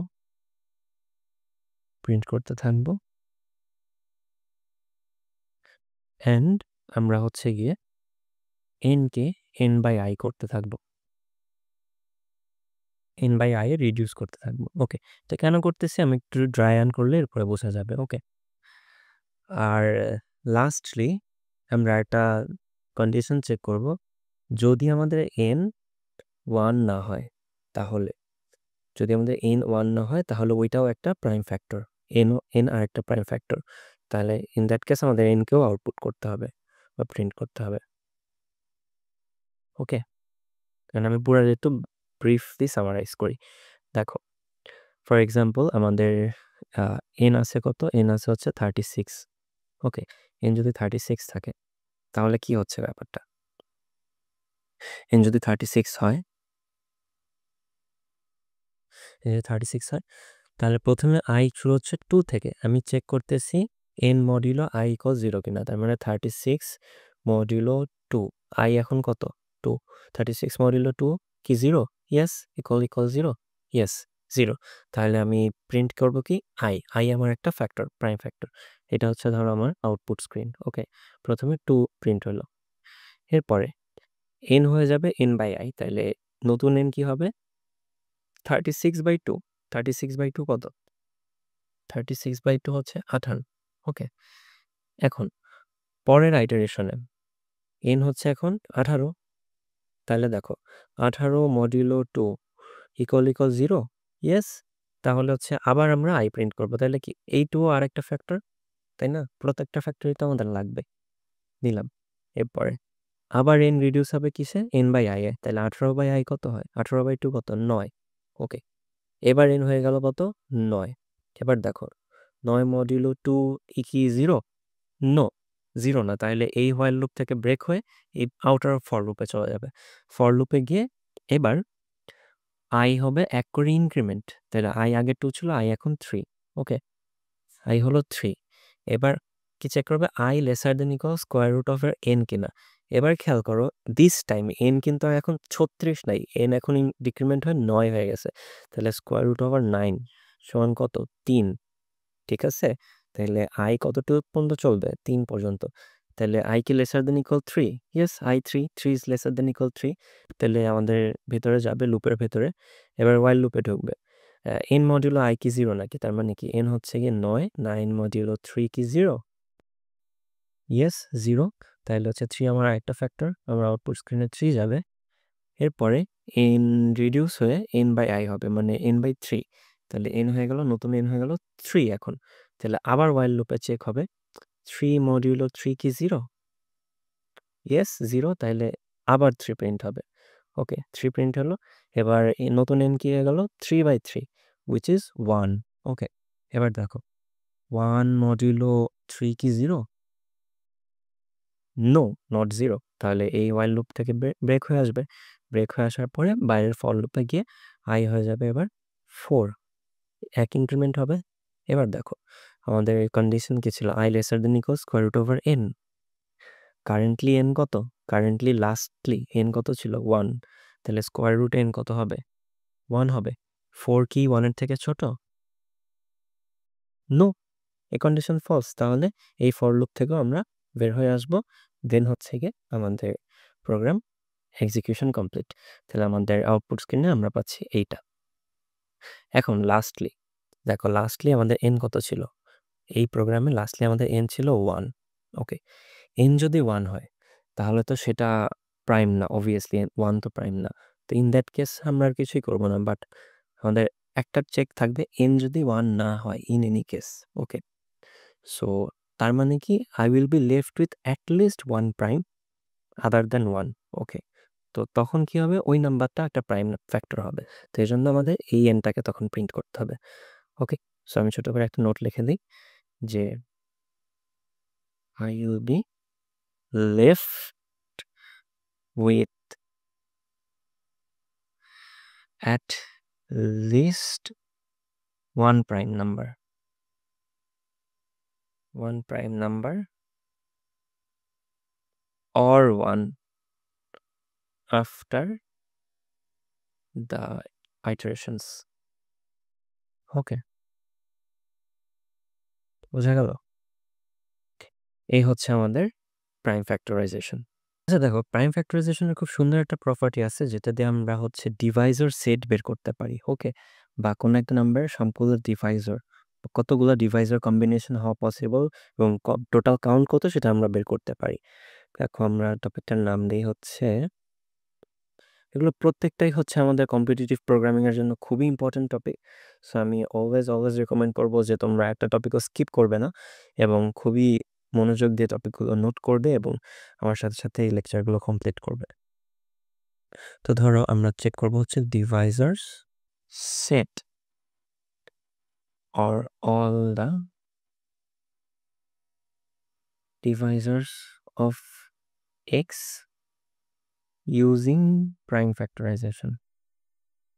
ওকে, এই প্রপার্টিটা আমরা একটু দেখি। ধরো কোন একটা নাম্বার আছে x, any number which is x. So x এর যদি আমরা প্রাইম ফ্যাক্টরাইজেশন করি, so prime factorization of x, let's say for example একটা প্রাইম ফ্যাক্টরাইজেশন আছে 7 square into 13 square into 19 to the power 1। Okay, এরকম একটা ফ্যাক্টরাইজেশন আছে। তাহলে x এর ভ্যালু কত হচ্ছে আলটিমেটলি? x কে যদি আমরা ক্যালকুলেট করি, এইটাকে যদি আমরা ক্যালকুলেট করি তাহলে আমরা পাই 15 7 3 3 9। ওকে, ভুল হতে পারে, তোমরা একটু ক্যালকুলেট করে নিও। যাই হোক, তো x এর ভ্যালু এটাকে আমরা প্রাইম ফ্যাক্টর করে এই জিনিসটা পাইলাম। ওকে, এই ফ্যাক্টরটা পাইলাম। এখন দেখো x এর ডিভাইজার সেট আমরা কিভাবে বের করব? ডিভাইজার সেট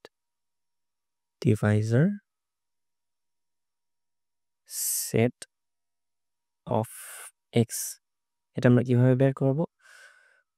আমরা প্রাইম ফ্যাক্টরাইজেশন করে প্রত্যেকটা প্রাইম নাম্বারের যতগুলা এক্সপোনেন্টস পাইছি, ওকে, প্রত্যেকটা এক্সপোনেন্টের কম্বিনেশন নিব। কম্বিনেশন নিয়ে আমরা গুণ করব। ফর এক্সাম্পল 7-এর ম্যাক্সিমাম এক্সপোনেন্ট কত? 2। তাহলে আমরা 0 থেকে 2 পর্যন্ত 7-এর পাওয়ার নিতে থাকবো। তার মানে ধরো একটা সেট হবে 7 to the power 0, 7 to the power 1, 7 to the power 2। Okay, এটার সাথে গুণ হবে কি 13। 13-এর ম্যাক্সিমাম পাওয়ার কত? 2।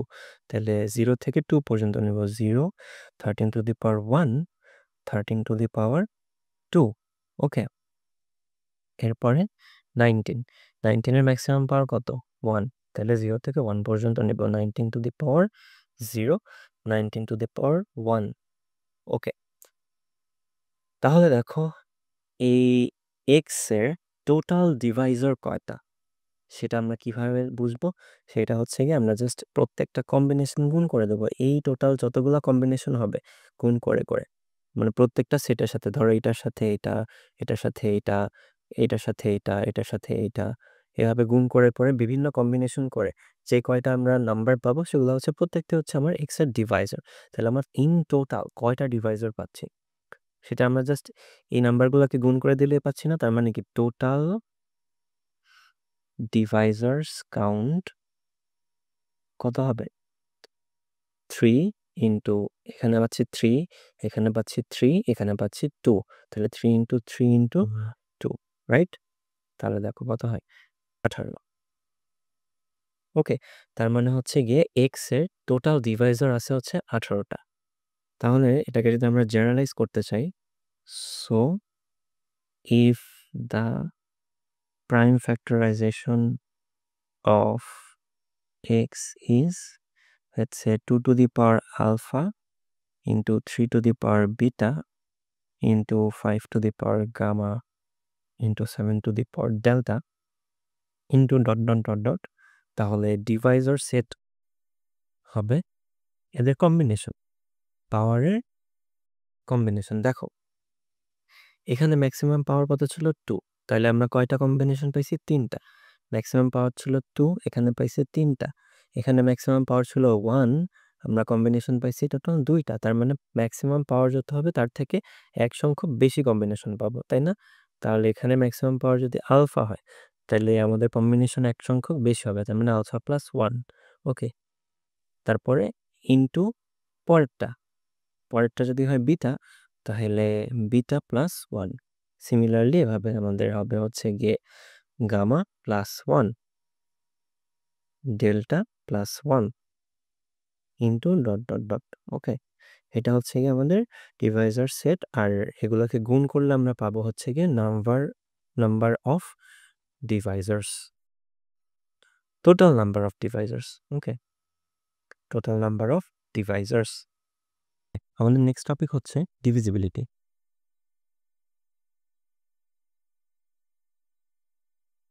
সো এই টপিকে আমরা দেখব হচ্ছে একটা নাম্বার লেটস সে n, এটা 2 থেকে 9 পর্যন্ত কোন কোন ডিজিট তার ডিভিজিবল সেটা চেক করব। সো এটার জন্য কিছু ট্রিক্স রয়েছে যেটা আমাদের প্রবলেম সলভিং এর ক্ষেত্রে অনেক সময় ইউজফুল হয়। তো আমরা একটু দেখি। ধরো একটা নাম্বার কখন 2 দ্বারা ডিভিজিবল হবে। ওকে, সো 2 দ্বারা ডিভিজিবল, আচ্ছা আমি এটা এভাবে লিখি, ডিভিজিবল বাই 2 কখন হবে? যদি হচ্ছে গিয়ে নাম্বারটা লাস্ট ডিজিট হয় even. Okay, if the last digit is even. Okay, তার মানে কি নাম্বারটা হচ্ছে জোড় সংখ্যা, আর জোড় সংখ্যা অলওয়েজ 2 দ্বারা divisible. Okay, similarly divisible by 3 এটা কখন হবে? If the sum of the digit is divisible by 3. Okay, if the sum of the digits is divisible by 3. For example কি হতে পারে? ধরো যে হচ্ছে গিয়ে 63। ওকে, তো 63 সাম অফ ডিজিটস কত? 6 প্লাস 3 which is হচ্ছে গিয়ে 9, যেটা হচ্ছে গিয়ে ডিভিজিবল বাই 3, রাইট? তাহলে হচ্ছে গিয়ে 63ও অলসো ডিভিজিবল বাই 3। বোঝা গেল? ওকে, নেক্সট হচ্ছে ডিভিজিবল বাই 4। 4 কিভাবে ডিভিজিবল? সো 4 দ্বারা কিভাবে ডিভিজিবল হবে? যদি হচ্ছে গিয়ে লাস্ট টু ডিজিট, নাম্বারের লাস্ট টু ডিজিট যদি 4 দ্বারা ডিভিজিবল হয়। So if the last two digits form a number that is divisible by 4. Okay,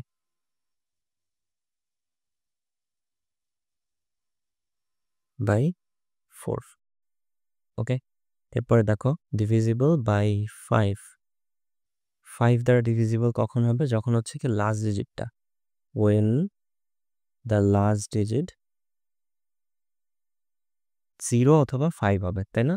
is either 0 or 5. ওকে, দেন হচ্ছে ডিভিজিবল বাই 6। 6 দ্বারা কখন ডিভিজিবল হবে? কোন একটা নাম্বার তখনই 6 দ্বারা ডিভিজিবল হবে যদি নাম্বারটা both 3 and 2 দ্বারা ডিভিজিবল হয়। Okay, so if the number is divisible by both 2 and 3, কারণ 6 এর মধ্যে তো 2 এবং 3 গুণ আকারে থাকে। সো 2 and 3 দ্বারা যদি আমি কমপ্লিটলি ডিভাইড করতে পারি নাম্বারটাকে, তার মানে অবভিয়াসলি ওই নাম্বারটা 6 দ্বারাও ডিভিজিবল। ওকে, সো নেক্সট আপ হচ্ছে ডিভিজিবল বাই 7। ওকে, এটা একটু complicated.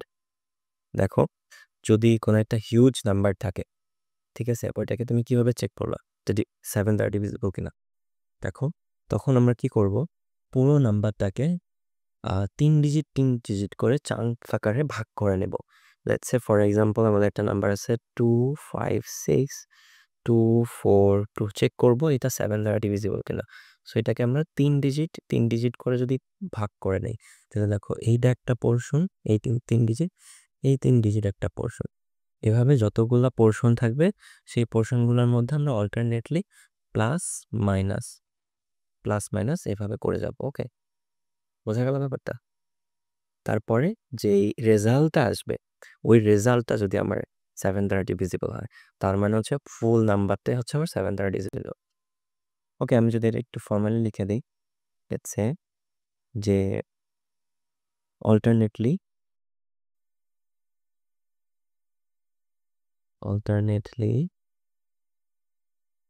add and subtract digits in a group of 3. Okay, if the answer is divisible by 7, then the entire number is also divisible by 7. Okay, so এই এক্সাম্পলটাই আমরা নিই। তো এই এক্সাম্পলে যদি আমি 3 ডিজিট পরে ডিভাইড করে দিই, করার পরে আমি যদি যোগ করি, তার মানে হচ্ছে গিয়ে 2 5 6, প্রথমে হচ্ছে বিয়োগ, তারপরে যোগ, বিয়োগ যোগ। ওকে, 2 5 6 মাইনাস 2 4 2, তাহলে বিয়োগ করার পরে এটার রেজাল্ট আসে হচ্ছে 14। দেখো তো 14 কি 7 দ্বারা ডিভিজিবল? ইয়েস, তার মানে হচ্ছে এই নাম্বারটা আমাদের 7 দ্বারা ডিভিজিবল। বোঝা গেল ব্যাপারটা? এরপরে দেখো ডিভিজিবল বাই 8, 8 দ্বারা কখন ডিভিজিবল হবে? সো 8 দ্বারা ডিভিজিবল হবে কখন? যখন হচ্ছে গিয়ে লাস্ট 3 ডিজিট যে নাম্বারটা ফর্ম করবে সেটা যদি 8 দ্বারা ডিভিজিবল হয়। Okay, so if the last 3 digits form a number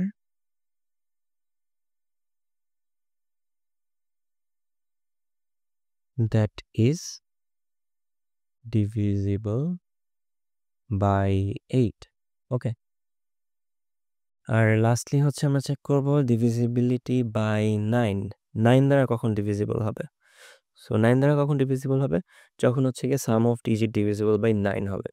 3 এর মতো রুল, 3 আমরা যে রুলটা দেখে আসছি যে সরি, এই যে 3 sum of digit is divisible by 3, তখনই 3 দ্বারা ডিভিজিবল হয়। সিমিলারলি যদি if the sum of digits is divisible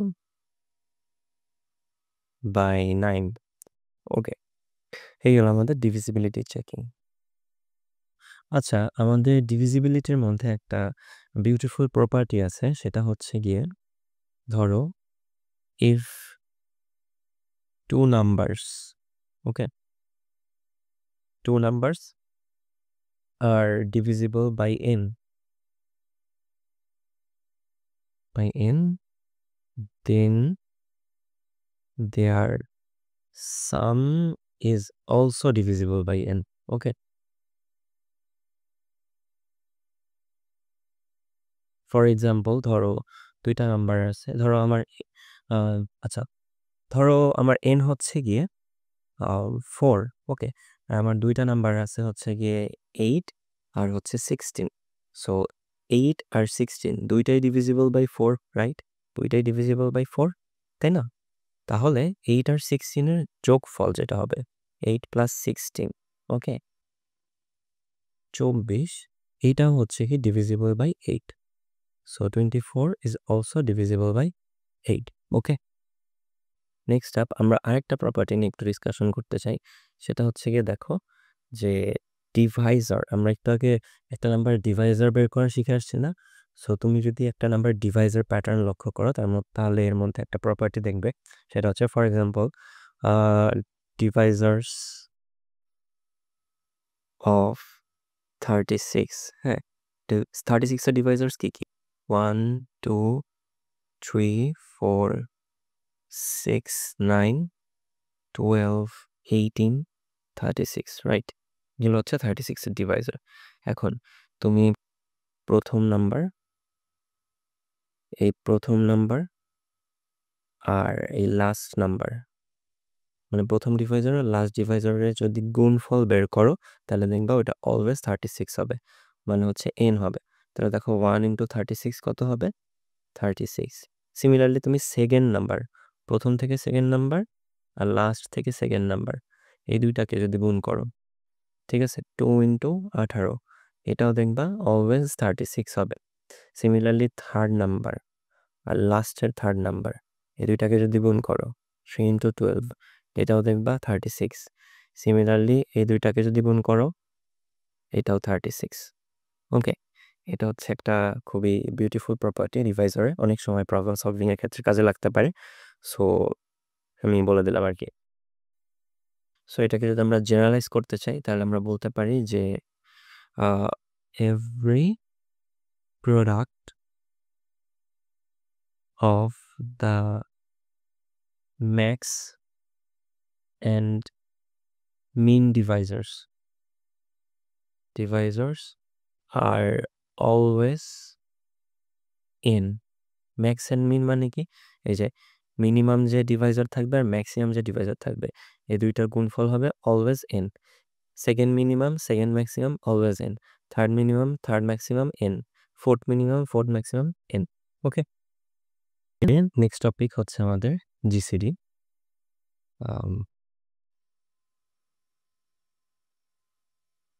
GCD, তো জিসিডি কি? জিসিডি হচ্ছে greatest common divisor. Greatest common divisor, বা এটাকে আমরা বাংলায় গসাগু বলে থাকি, গরিষ্ঠ সাধারণ গুণনীয়ক। ওকে, তো আমি একটা এক্সাম্পল দিই জিসিডি কি হতে পারে।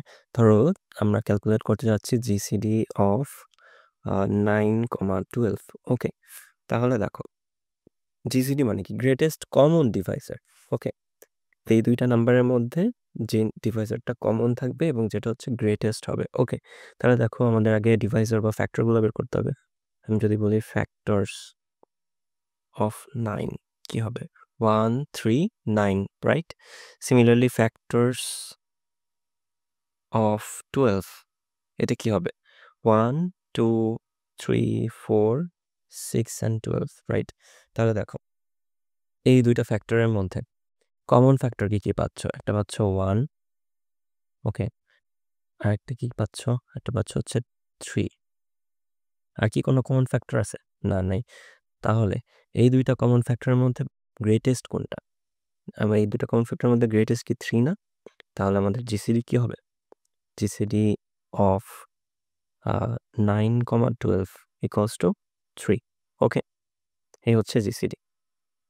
সো দুইটা নাম্বারের জিসিডি যেহেতু হচ্ছে একটা কমন ফ্যাক্টর হয়, তার মানে যে কোনো দুইটা নাম্বারের অলওয়েজ একটা জিসিডি এক্সিস্ট করবে। ফর এক্সাম্পল ধরো আমি যদি দুইটা নাম্বার নেই 11 আর 13, তাহলে দেখো 11-এর ফ্যাক্টর কি কি? 11-এর ফ্যাক্টর হচ্ছে 1 আর 11, আর 13-এর ফ্যাক্টর হচ্ছে কি 1 আর 13, বিকজ এরা দুইটা হচ্ছে প্রাইম নাম্বার, তাই না? তাহলে এদের মধ্যে কমন ফ্যাক্টর কি কি আছে? জাস্ট 1, তাই না? অন্য কোনো ফ্যাক্টর না থাকলেও অ্যাটলিস্ট 1 তো সবার মধ্যেই কমন থাকবে, ঠিক আছে? তাহলে এদের জিসিডি কি? জিসিডি হচ্ছে গিয়ে 11,13 ইকুয়ালস টু 1। সো তার মানে হচ্ছে গিয়ে there is always a GCD. there is always a GCD. Okay, অন্য কিছু না হলেও অলওয়েজ 1 হবেই, মাস্ট বি। ওকে, এখন এইটাকে ধরো যে দুইটা নাম্বারের জিসিডি 1 আসে সেই দুইটা নাম্বারকে বলা হয় কো-প্রাইম নাম্বার। ওকে, তাহলে আমি ছোট করে লিখে দিই যে if the GCD of two numbers are 1, they are called co-primes.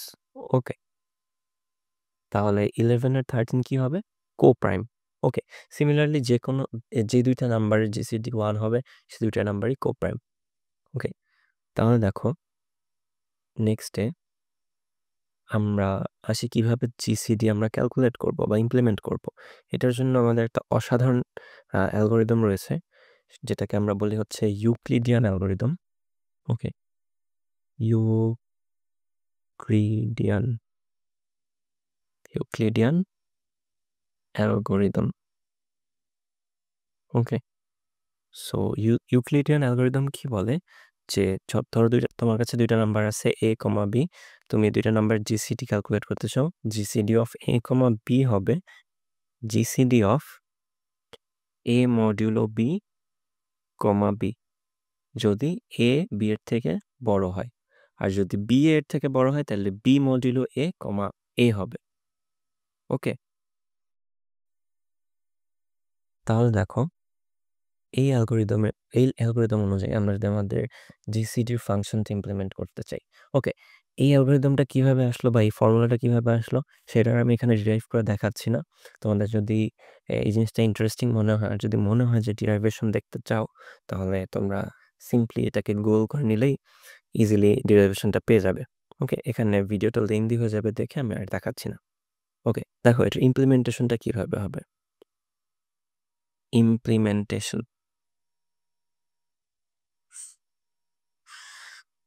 So আমরা একটা while লুপ নিতে পারি।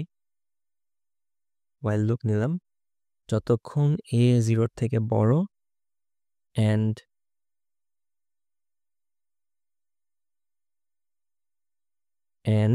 b 0 থেকে বড়। ওকে, কেন 0 থেকে বড়? কারণ হচ্ছে গিয়ে এই ইউক্লিডিয়ান অ্যালগরিদম এটা বলে যে জিসিডি এভাবে কম্পিউট করতে করতে একটা টাইমে a অর b এই দুইটার যে কোনো একটা 0 হয়ে যাবে। ওকে, সো যেই নাম্বারটা অবশিষ্ট থাকবে ওইটাই হচ্ছে গিয়ে আমাদের ফলাফল বা জিসিডি, যেটা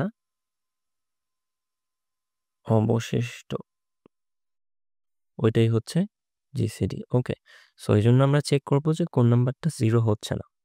ওকে, সো যতক্ষণ a 0 না হবে এবং b 0 না হবে ততক্ষণ আমরা জাস্ট চেক করব a কি b এর থেকে বড়।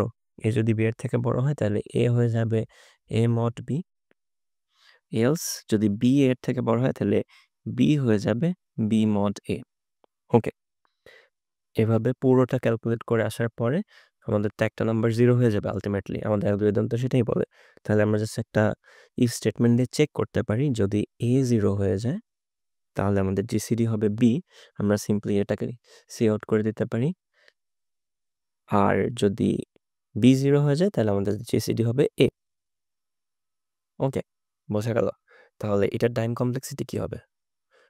এটা টাইম কমপ্লেক্সিটি হবে big O of log minimum of a, b। Okay,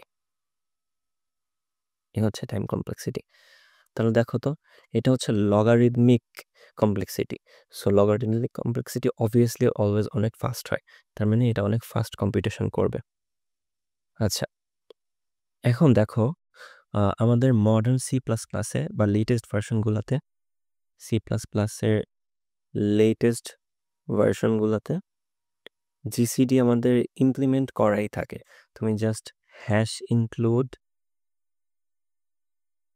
numeric use করতে পারো অথবা বিট স্ল্যাশ ইউজ করতে পারো, ওইটার মধ্যে সবগুলা লাইব্রেরি ইনক্লুডেড থাকে। সো এই লাইব্রেরির আন্ডারে হচ্ছে তোমার জিসিডি ফাংশনটা, জিসিডি এবং এলসিএম দুইটাই বাই ডিফল্ট ইমপ্লিমেন্ট করাই থাকে। তো তুমি সিম্পলি জাস্ট এটাকে ইমপ্লিমেন্ট না করে ডিরেক্টলি তুমি এই ফাংশনটাকে কল করেও জিসিডি ক্যালকুলেট করতে পারবে। বাট আমাদের থিওরিটা জানা দরকার আমাদের সিপির জন্য, দ্যাটস ওয়াই হচ্ছে গিয়ে আমি থিওরিটা দেখাই দিলাম। ওকে, তাহলে দেখো জিসিডি তো আমরা পেয়ে গেলাম, এবার আসি হচ্ছে গিয়ে এলসিএম এ। পরের টপিক হচ্ছে আমাদের এলসিএম। এলসিএম মানে কি? এলসিএম মানে হচ্ছে লিস্ট কমন মাল্টিপল। এইবারও আমাদের কমন কিছু একটা থাকবে, বাট এবার আমরা ফ্যাক্টর নিয়ে ডিল করবো না, এবার আমরা মাল্টিপল নিয়ে ডিল করবো। এবং এটা কি হবে? লিস্ট মানে সর্বনিম্ন, যেটাকে আমরা বাংলায় বলি হচ্ছে লসাগু বা লঘিষ্ঠ সাধারণ গুণিতক। ওকে, তো ফর এক্সাম্পল ধরো তোমার দুইটা নাম্বার আছে হচ্ছে 4 আর 8, তুমি এলসিএম বের করতে যাচ্ছ 4,8 এর, তাহলে তোমার মাল্টিপলগুলো বের করতে হবে। ধরো 4 এর মাল্টিপল কি কি হতে পারে? 4, 8, 12, 16 and so on. Okay, similarly 8 এর মাল্টিপল কি হতে পারে? 8, 16, 24 অ্যান্ড সো অন। ওকে, এদের মধ্যে কমন মাল্টিপল কি কি আছে এবং তার মধ্যে লিস্ট কোনটা? তাহলে দেখো, তুমি লিস্ট কমন মাল্টিপল এখানে একটাই খুঁজে পাচ্ছি আমরা, সেটা হচ্ছে গিয়ে 8 হচ্ছে দুইটারই কমন এবং এটাই হচ্ছে সর্বনিম্ন কমন মাল্টিপল। তাইলে এই দুইটার এলসিএম কি হবে? সো আমরা বলতে পারি এলসিএম অফ 4,8 ইকুয়ালস টু 8। ওকে, এটা হচ্ছে এলসিএম এর ফান্ডামেন্টাল। তাহলে দেখো এলসিএম আমরা কিভাবে ক্যালকুলেট করব। ওকে, এলসিএম ক্যালকুলেট করাটা খুবই ইজি। তুমি যদি জিসিডি ক্যালকুলেট করতে পারো তাহলে আমরা একটা জাস্ট সিম্পলি একটা প্রপার্টি ইউজ করে এলসিএম ক্যালকুলেট করতে পারবো। দেখো আমরা এলসিএম কিভাবে ক্যালকুলেট করব, একটা প্রপার্টি আছে, সেটা হচ্ছে গিয়ে LCM of a comma b হচ্ছে a into b divided by GCD of a comma b. So তুমি এই প্রপার্টিটা ইউজ করে বা এই ফর্মুলাটা ইউজ করে যে কোনো এলসিএম বের করে ফেলতে পারবে জিসিডি জানা থাকলে, ঠিক আছে? ওকে, বাট তোমাকে একটু কেয়ারফুল থাকতে হবে, সেটা হচ্ছে গিয়ে এটা ওয়ার্ক করবে অলওয়েজ 2টা নাম্বারের ক্ষেত্রে, অনলি ফর 2 নাম্বারস। ওকে, এখন তোমার মনে প্রশ্ন আসতে পারে যে আমার যদি 2 এর অধিক নাম্বার থাকে তাহলে ইন দ্যাট কেস আমি কিভাবে এলসিএম বের করব? ওকে, ইন দ্যাট কেসও এই পদ্ধতিতে এলসিএম বের করা যাবে, বাট আমি ওটা দেখাচ্ছি একটু পরে। জাস্ট আমি একটা প্রপার্টি দেখাবো এরপরে জিসিডি এলসিএম এর, এরপরে তুমি বুঝে যাবে যে কিভাবে 2 এর অধিক নাম্বার থাকলেও এই সেম প্রপার্টি দিয়েই এলসিএম বের করা যায়। ওকে, তাহলে আসো এবার আমরা কিছু প্রপার্টি দেখি জিসিডি এবং এলসিএম এর। এই প্রপার্টিগুলো খুবই ইম্পর্ট্যান্ট আমাদের বিভিন্ন প্রবলেম সলভিং এর ক্ষেত্রে বা বিভিন্ন ইনটিউশন বিল্ড করার ক্ষেত্রে এই প্রপার্টিগুলো অনেক সময় কাজে লাগে। সো আমাদেরকে অলওয়েজ মাথার মধ্যে রাখতে হবে এবং আমাদেরকে এই অ্যাপ্রোচগুলো থিঙ্ক করতে হবে অলওয়েজ প্রবলেম সলভিং এর ক্ষেত্রে। ওকে, তাহলে দেখো properties of GCD and LCM. Alright, তাহলে দেখো প্রপার্টিস কি হতে পারে। প্রথম প্রপার্টিটা আমি নিয়ে বলি। প্রথম প্রপার্টিটা হচ্ছে, ধরো GCD of A, B can be represented as product of minimum of Pi to the power AI, Pi to the power Bi for each prime factor. ওকে, এটা কি বোঝাচ্ছে আমি এক্সাম্পল দিয়ে একটু ব্রিফলি ডিসকাস করি। ধরো তোমার এ এর প্রাইম ফ্যাক্টরগুলো তুমি বের করলা। ওকে, প্রাইম ফ্যাক্টর যদি তুমি বের করো তাহলে তুমি এরকম কিছু দেখতে পাবে। ধরো P0 power A0 into P1 power A1 into P2 to the power A2 into dot dot dot. Okay, এর প্রাইম ফ্যাক্টরাইজেশন করলাম। এবার তুমি হচ্ছে বি এর প্রাইম ফ্যাক্টরাইজেশন করো। সো বি এর প্রাইম ফ্যাক্টরাইজেশন ধরো আমরা বলতে পারি প্রথম প্রাইম ফ্যাক্টর P0 এবং এর পাওয়ার ধরো B0 into second prime factor P1 two the power B1 into P2 to the power B2 into so on. ওকে, তো 2টা নাম্বারের প্রাইম ফ্যাক্টর বের করার পরে আমরা হচ্ছে প্রত্যেকটা প্রাইম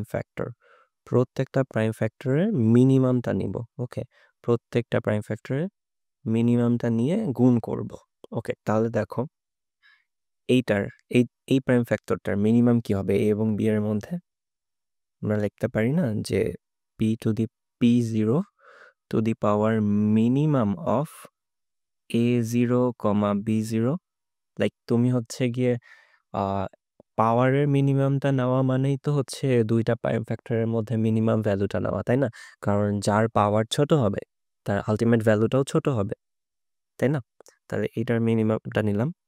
সিমিলারলি তুমি যদি হচ্ছে এটার মিনিমাম নাও তাহলে এটা কি হবে? P1 two the power minimum of A1, B1। Okay, similarly হচ্ছে এটার মিনিমাম কি হবে? এটার মিনিমাম হবে P2 to the power minimum of, মানে পাওয়ারের মিনিমামটা নিচ্ছি, বুঝতে পারতেছো তো? সো নিলাম অ্যান্ড সো অন। ওকে, নেওয়ার পরে এদের প্রত্যেককে আমি গুণ করে দেব। ওকে, গুণ করে দিলে যে ভ্যালুটা পাবো সেইটাই হচ্ছে গিয়ে আমাদের কাঙ্ক্ষিত জিসিডি। ওকে, চলো আমরা একটা এক্সাম্পল দিয়ে ব্যাপারটা বোঝার চেষ্টা করি। ধরো তোমার কাছে 2টা নাম্বার আছে হচ্ছে 25 আর 10। ওকে, সো তুমি প্রথমে কি করবে? 25 এর প্রাইম ফ্যাক্টরাইজেশন করবে। তো 25 এর প্রাইম ফ্যাক্টরাইজেশন করলে আমরা পাই হচ্ছে 2 to the power 0 into 5 square, right? 10 এর প্রাইম ফ্যাক্টরাইজেশন করলে আমরা পাই 2 to the power 1 into 5 to the power 1। Okay, এ পর্যন্ত তো ক্লিয়ার। এবার কি করবো আমরা? তাহলে আমাদের কাঙ্ক্ষিত জিসিডি কি হবে? দেখো প্রথম প্রাইম ফ্যাক্টর যেটা 2, এইটার এই এ আর বি এর মধ্যে যেটা মিনিমাম, তাহলে মিনিমাম কোনটা? 2 to the power 0, রাইট? তাহলে আমরা আনবো 2 to the power 0 ইন্টু পরের প্রাইম ফ্যাক্টর 5। এ আর বি এর মধ্যে কোনটা মিনিমাম? 5 to the power 1, তাই না? তাহলে নিয়ে আসবো 5 to the power 1। তাহলে এটার রেজাল্ট কত হচ্ছে? 5। তাহলে জিসিডি অফ 25, 10 হবে হচ্ছে গিয়ে 5। তুমি ভেরিফাই করে নিতে পারো এটা কারেক্ট। ওকে, দেখো এই গেল আমাদের প্রথম প্রপার্টি। সেকেন্ড প্রপার্টি আমাদের বলে হচ্ছে গিয়ে LCM of A, B can be represented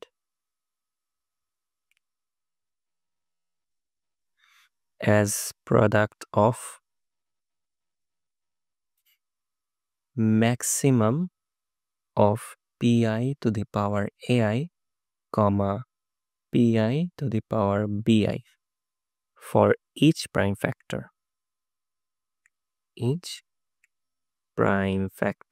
okay, so আগের বারের মতোই জাস্ট হচ্ছে আমরা এইবার দিস টাইম হচ্ছে ম্যাক্সিমাম পাওয়ারটা নিব।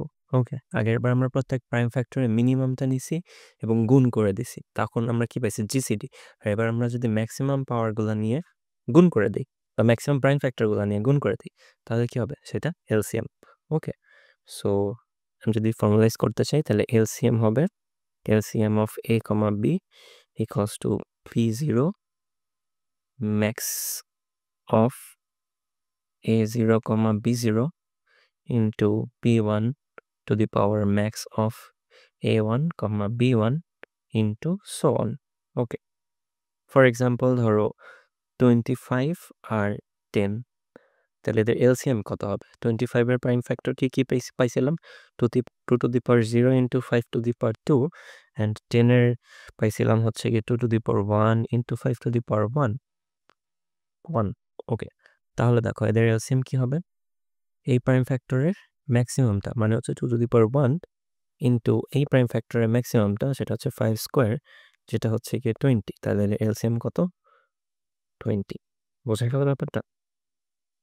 ওকে, নেক্সট থিং, থার্ড প্রপার্টিটা হচ্ছে জিসিডি অফ, ধরো তোমার কাছে 3টা নাম্বার আছে A, B, C, তাহলে এটাকে আমরা এইভাবে রিপ্রেজেন্ট করতে পারি GCD of A, B, C and so on.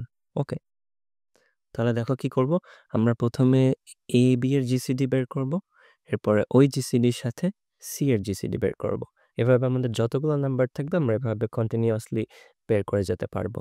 Okay, similarly তুমি এলসিএম এর ক্ষেত্রে সেম কাজটা করতে পারো।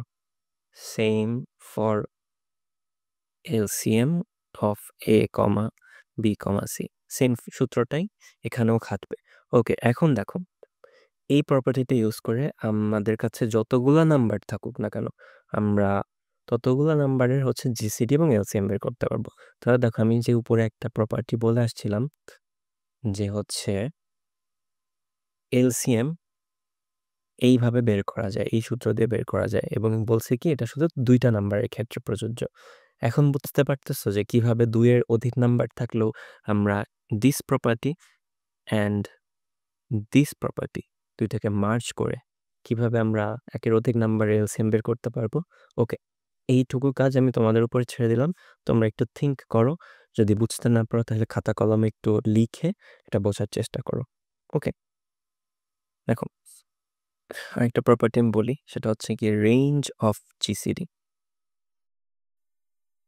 Range of GCD of A, B, এটা হচ্ছে গিয়ে 1 থেকে শুরু হবে। ওকে, মিনিমাম ভ্যালু 1 হবেই অলওয়েজ। তোমাকে আমি দেখা আসছিলাম এর আগে যে 2টা নাম্বারের জিসিডি 1 অলওয়েজই হয়, যদি অন্য কোনো ফ্যাক্টর নাও থাকে তাও জিসিডি 1 হবে। ওকে, তাহলে মিনিমাম কি 1, and GCD of A, B এর ম্যাক্সিমাম ভ্যালু যেটা হবে সেটা হচ্ছে কি minimum of A, B। Okay, minimum of A, B, এই রেঞ্জটা একটু তোমরা নিজেরা ড্রাই রান করে বোঝার চেষ্টা করবে কেন ওই ম্যাক্সিমাম রেঞ্জটা মিনিমাম অফ A, B হচ্ছে। ওকে, দ্যাটস কুল। দেন হচ্ছে আমাদের নেক্সট একটা প্রপার্টি, সেটা হচ্ছে গিয়ে জিসিডি অফ A, A+1 সমান সমান হচ্ছে 1।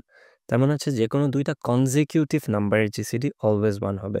ফর এক্সাম্পল জিসিডি অফ যদি বলি 5 and 6 1, তুমি যে কোনো দুইটা কনজিকিউটিভ নাম্বার ধরো 99 and 100 1, ওকে। সো তাহলে বুঝতে পারতেছো যে যে কোনো দুইটা কনজিকিউটিভ নাম্বারের জিসিডি যদি 1 হয় তাহলে আমরা যে কোনো দুইটা কনজিকিউটিভ নাম্বারকে অলওয়েজ কো-প্রাইম নাম্বার বলতে পারি।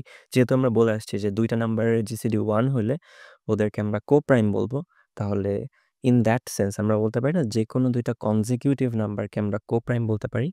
তাহলে আমরা বলতে পারি না এনি টু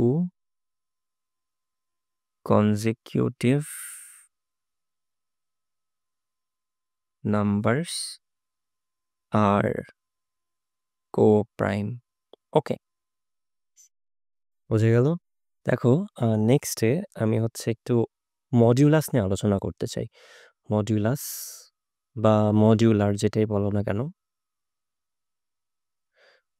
দেখো মডিউলাস মানে কি? মডিউলাস মানে বেসিক্যালি হচ্ছে গিয়ে একটা পার্টিকুলার নাম্বারকে আরেকটা নাম্বার দিয়ে ডিভাইড করার পরে যে রিমেইনিং পোর্শনটুকু থাকে বা যে রিমাইন্ডারটুকু থাকে সেটাকে আমরা মডিউলাস হিসেবে রিপ্রেজেন্ট করে থাকি।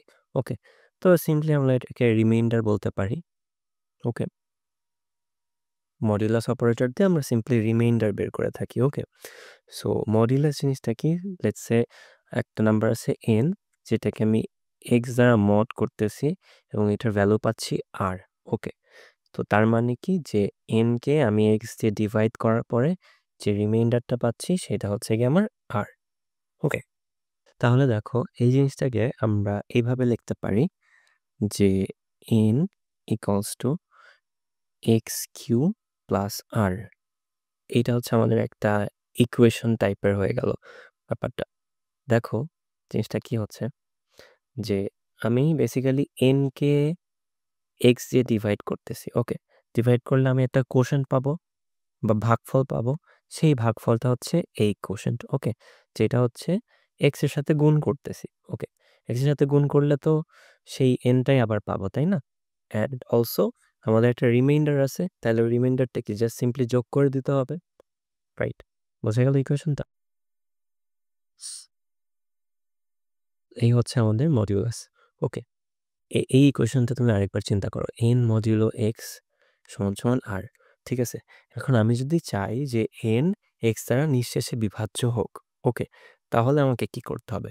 ইন দিস কেস এন কি এক্স দ্বারা নিঃশেষে বিভাজ্য না, যেহেতু রিমাইন্ডার আর রয়ে গেছে, সো এটা তো নিঃশেষে বিভাজ্য না। বাট আমি চাচ্ছি এনকে এক্স দ্বারা নিঃশেষে বিভাজ্য করতে, তাহলে আমাকে কি ম্যানিপুলেশন টেকনিক অবলম্বন করতে হবে? ইন দ্যাট কেস তুমি চিন্তা করো, আমি যদি এন থেকে আরকে বিয়োগ করে দিই, তাহলে আমার যে এক্সট্রা রিমাইন্ডার পোর্শনটা ছিল সেটা বাদ চলে গেল, তখন কি এন এক্স দ্বারা ডিভিজিবল হবে? ইয়েস, ইন দ্যাট কেস কি এন এক্স দ্বারা ডিভিজিবল হবে না? বোঝা গেল ব্যাপারটা? তুমি একটা এক্সাম্পল নিয়ে চিন্তা করো যে ধরো এন এর ভ্যালু আছে হচ্ছে গিয়ে 5, এটাকে আমি মড করতেছি 2 দিয়ে। ওকে, তাহলে রিমাইন্ডার কত থাকে? 1। বাট আমি চাচ্ছি যে 5কে 2 দ্বারা 5 মানে হচ্ছে বেসিক্যালি এন, যেটা আমি চাচ্ছি এনকে 2 দ্বারা নিঃশেষে বিভাজ্য করতে। তাহলে আমার এন এর কোন ভ্যালুটা পাইতে হবে যার কারণে আমি একে 2 দ্বারা নিঃশেষে বিভাজ্য করতে পারি? আমি সিম্পলি এনকে লিখতে পারি না N equals to 5 minus 1 which is 4। তাহলে দেখো নতুন যে এনটা থাকলো 4, এটা কি 2 দ্বারা নিঃশেষে বিভাজ্য? ইয়েস, 4 হচ্ছে divisible by 2। Okay, okay, let's now talk about modular arithmetic. Next টপিকটা হচ্ছে মডিউলার অ্যারিথমেটিক। বেসিক্যালি এখানে আমরা হচ্ছে গিয়ে মডকে বিভিন্নভাবে ম্যানিপুলেট করে ট্রাই করব ডিফারেন্ট প্রপার্টিস দিয়ে, এবং আমরা এটাও জানবো যে কেন মডিউলারটা mostly important for competitive programming. Okay, for example ধরো আমি একটা নাম্বারকে মড করতেছি এন মডিউলো এম। এই নাম্বারটা মানে এই মডিউলাস যে রেজাল্টটা থাকবে ওইটা অলওয়েজ এম এর থেকে ছোট হবে। ওকে, তাহলে তুমি কি একটা রেঞ্জ দেখতে পাচ্ছ যে মডিউলাস করার পরে আমরা যে রেজাল্টটা পাচ্ছি সেটা অলওয়েজ m এর থেকে ছোট হচ্ছে। তার মানে আমরা আমাদের রেজাল্টটাকে কম্প্রেস করে ছোট করে আনতে পারতেছি। ফর এক্সাম্পল তোমার কাছে ২ টা হিউজ নাম্বার আছে। ধরো একটা নাম্বার আছে a equals to 10 to the power 18, b equals to 10 to the power 18। এখন এই ২ টা নাম্বারকে যদি তুমি যোগ করো তাহলে কি এই নাম্বারটা ওভারফ্লো করে যাবে না? রাইট? ওভারফ্লো করে যাবে, তাই না? এখন তাহলে কি তার মানে এই যে আমরা এই ২ টা নাম্বারকে যোগ করতে পারবো না কখনোই? অবভিয়াসলি পারবো। কিভাবে পারবো? আমরা হচ্ছে এই মডিউলার অ্যারিথমেটিক ইউজ করব। দেখো মড প্রপার্টিটা যদি আমি ইউজ করি, লেটস সে আমি যদি a plus b mod m করি, তাহলে কি এই নাম্বারটা, এই a প্লাস b যে নাম্বারটা, যে হিউজ একটা নাম্বার ছিল, অলমোস্ট ধরো যেটা অলমোস্ট 10 টু দি পাওয়ার 18 ছিল, ওকে, সেটা রিডিউস ডাউন হয়ে m এর থেকে ছোট হয়ে যাবে না? লেটস সে তোমার m আছে হচ্ছে গিয়ে 10 টু দি পাওয়ার 7। তো ধরো যদি 10 টু দি পাওয়ার 7 থাকে, তাহলে এই a প্লাস b এর যে a plus b mod m এর যে ভ্যালু, সেটা হচ্ছে গিয়ে 10 টু দি পাওয়ার 7 এর চেয়ে ছোট হয়ে যাবে। ইন দ্যাট কেস এটা আমাদের কি হবে? ওভারফ্লো করবে না। ওকে, দেখো মডিউলার অ্যারিথমেটিকে আমরা কিছু প্রপার্টি দেখি, সেটা হচ্ছে গিয়ে মডিউলার অ্যাডিশন। তুমি যদি a plus b mod m করো, তাহলে এটাকে এভাবে রিপ্রেজেন্ট করা যায়, a mod m plus b mod m পুরোটার উপরে আরেকবার mod m। ওকে, এটা হচ্ছে মডিউলার অ্যাডিশন। সিমিলারলি তুমি মাল্টিপ্লিকেশন করতে পারো। মাল্টিপ্লিকেশন সেম রুলই খাটবে। ধরো a into b modulo m, এটা কিভাবে লেখা যায়? a modulo m into b modulo m পুরোটার উপরে মডিউলো m। ওকে, তোমরা যদি মডিউলার অ্যারিথমেটিক নিয়ে আরেকটু বিস্তারিত জানতে চাও, তাহলে কোড ফোর্সেসের এই ব্লগটা দেখতে পারো। এখানে বিগিনারদের জন্য খুবই সুন্দর করে ব্যাপারটা রিপ্রেজেন্ট করা আছে। আমি ব্লগের লিঙ্কটা ডিসক্রিপশনে দিয়ে দিব।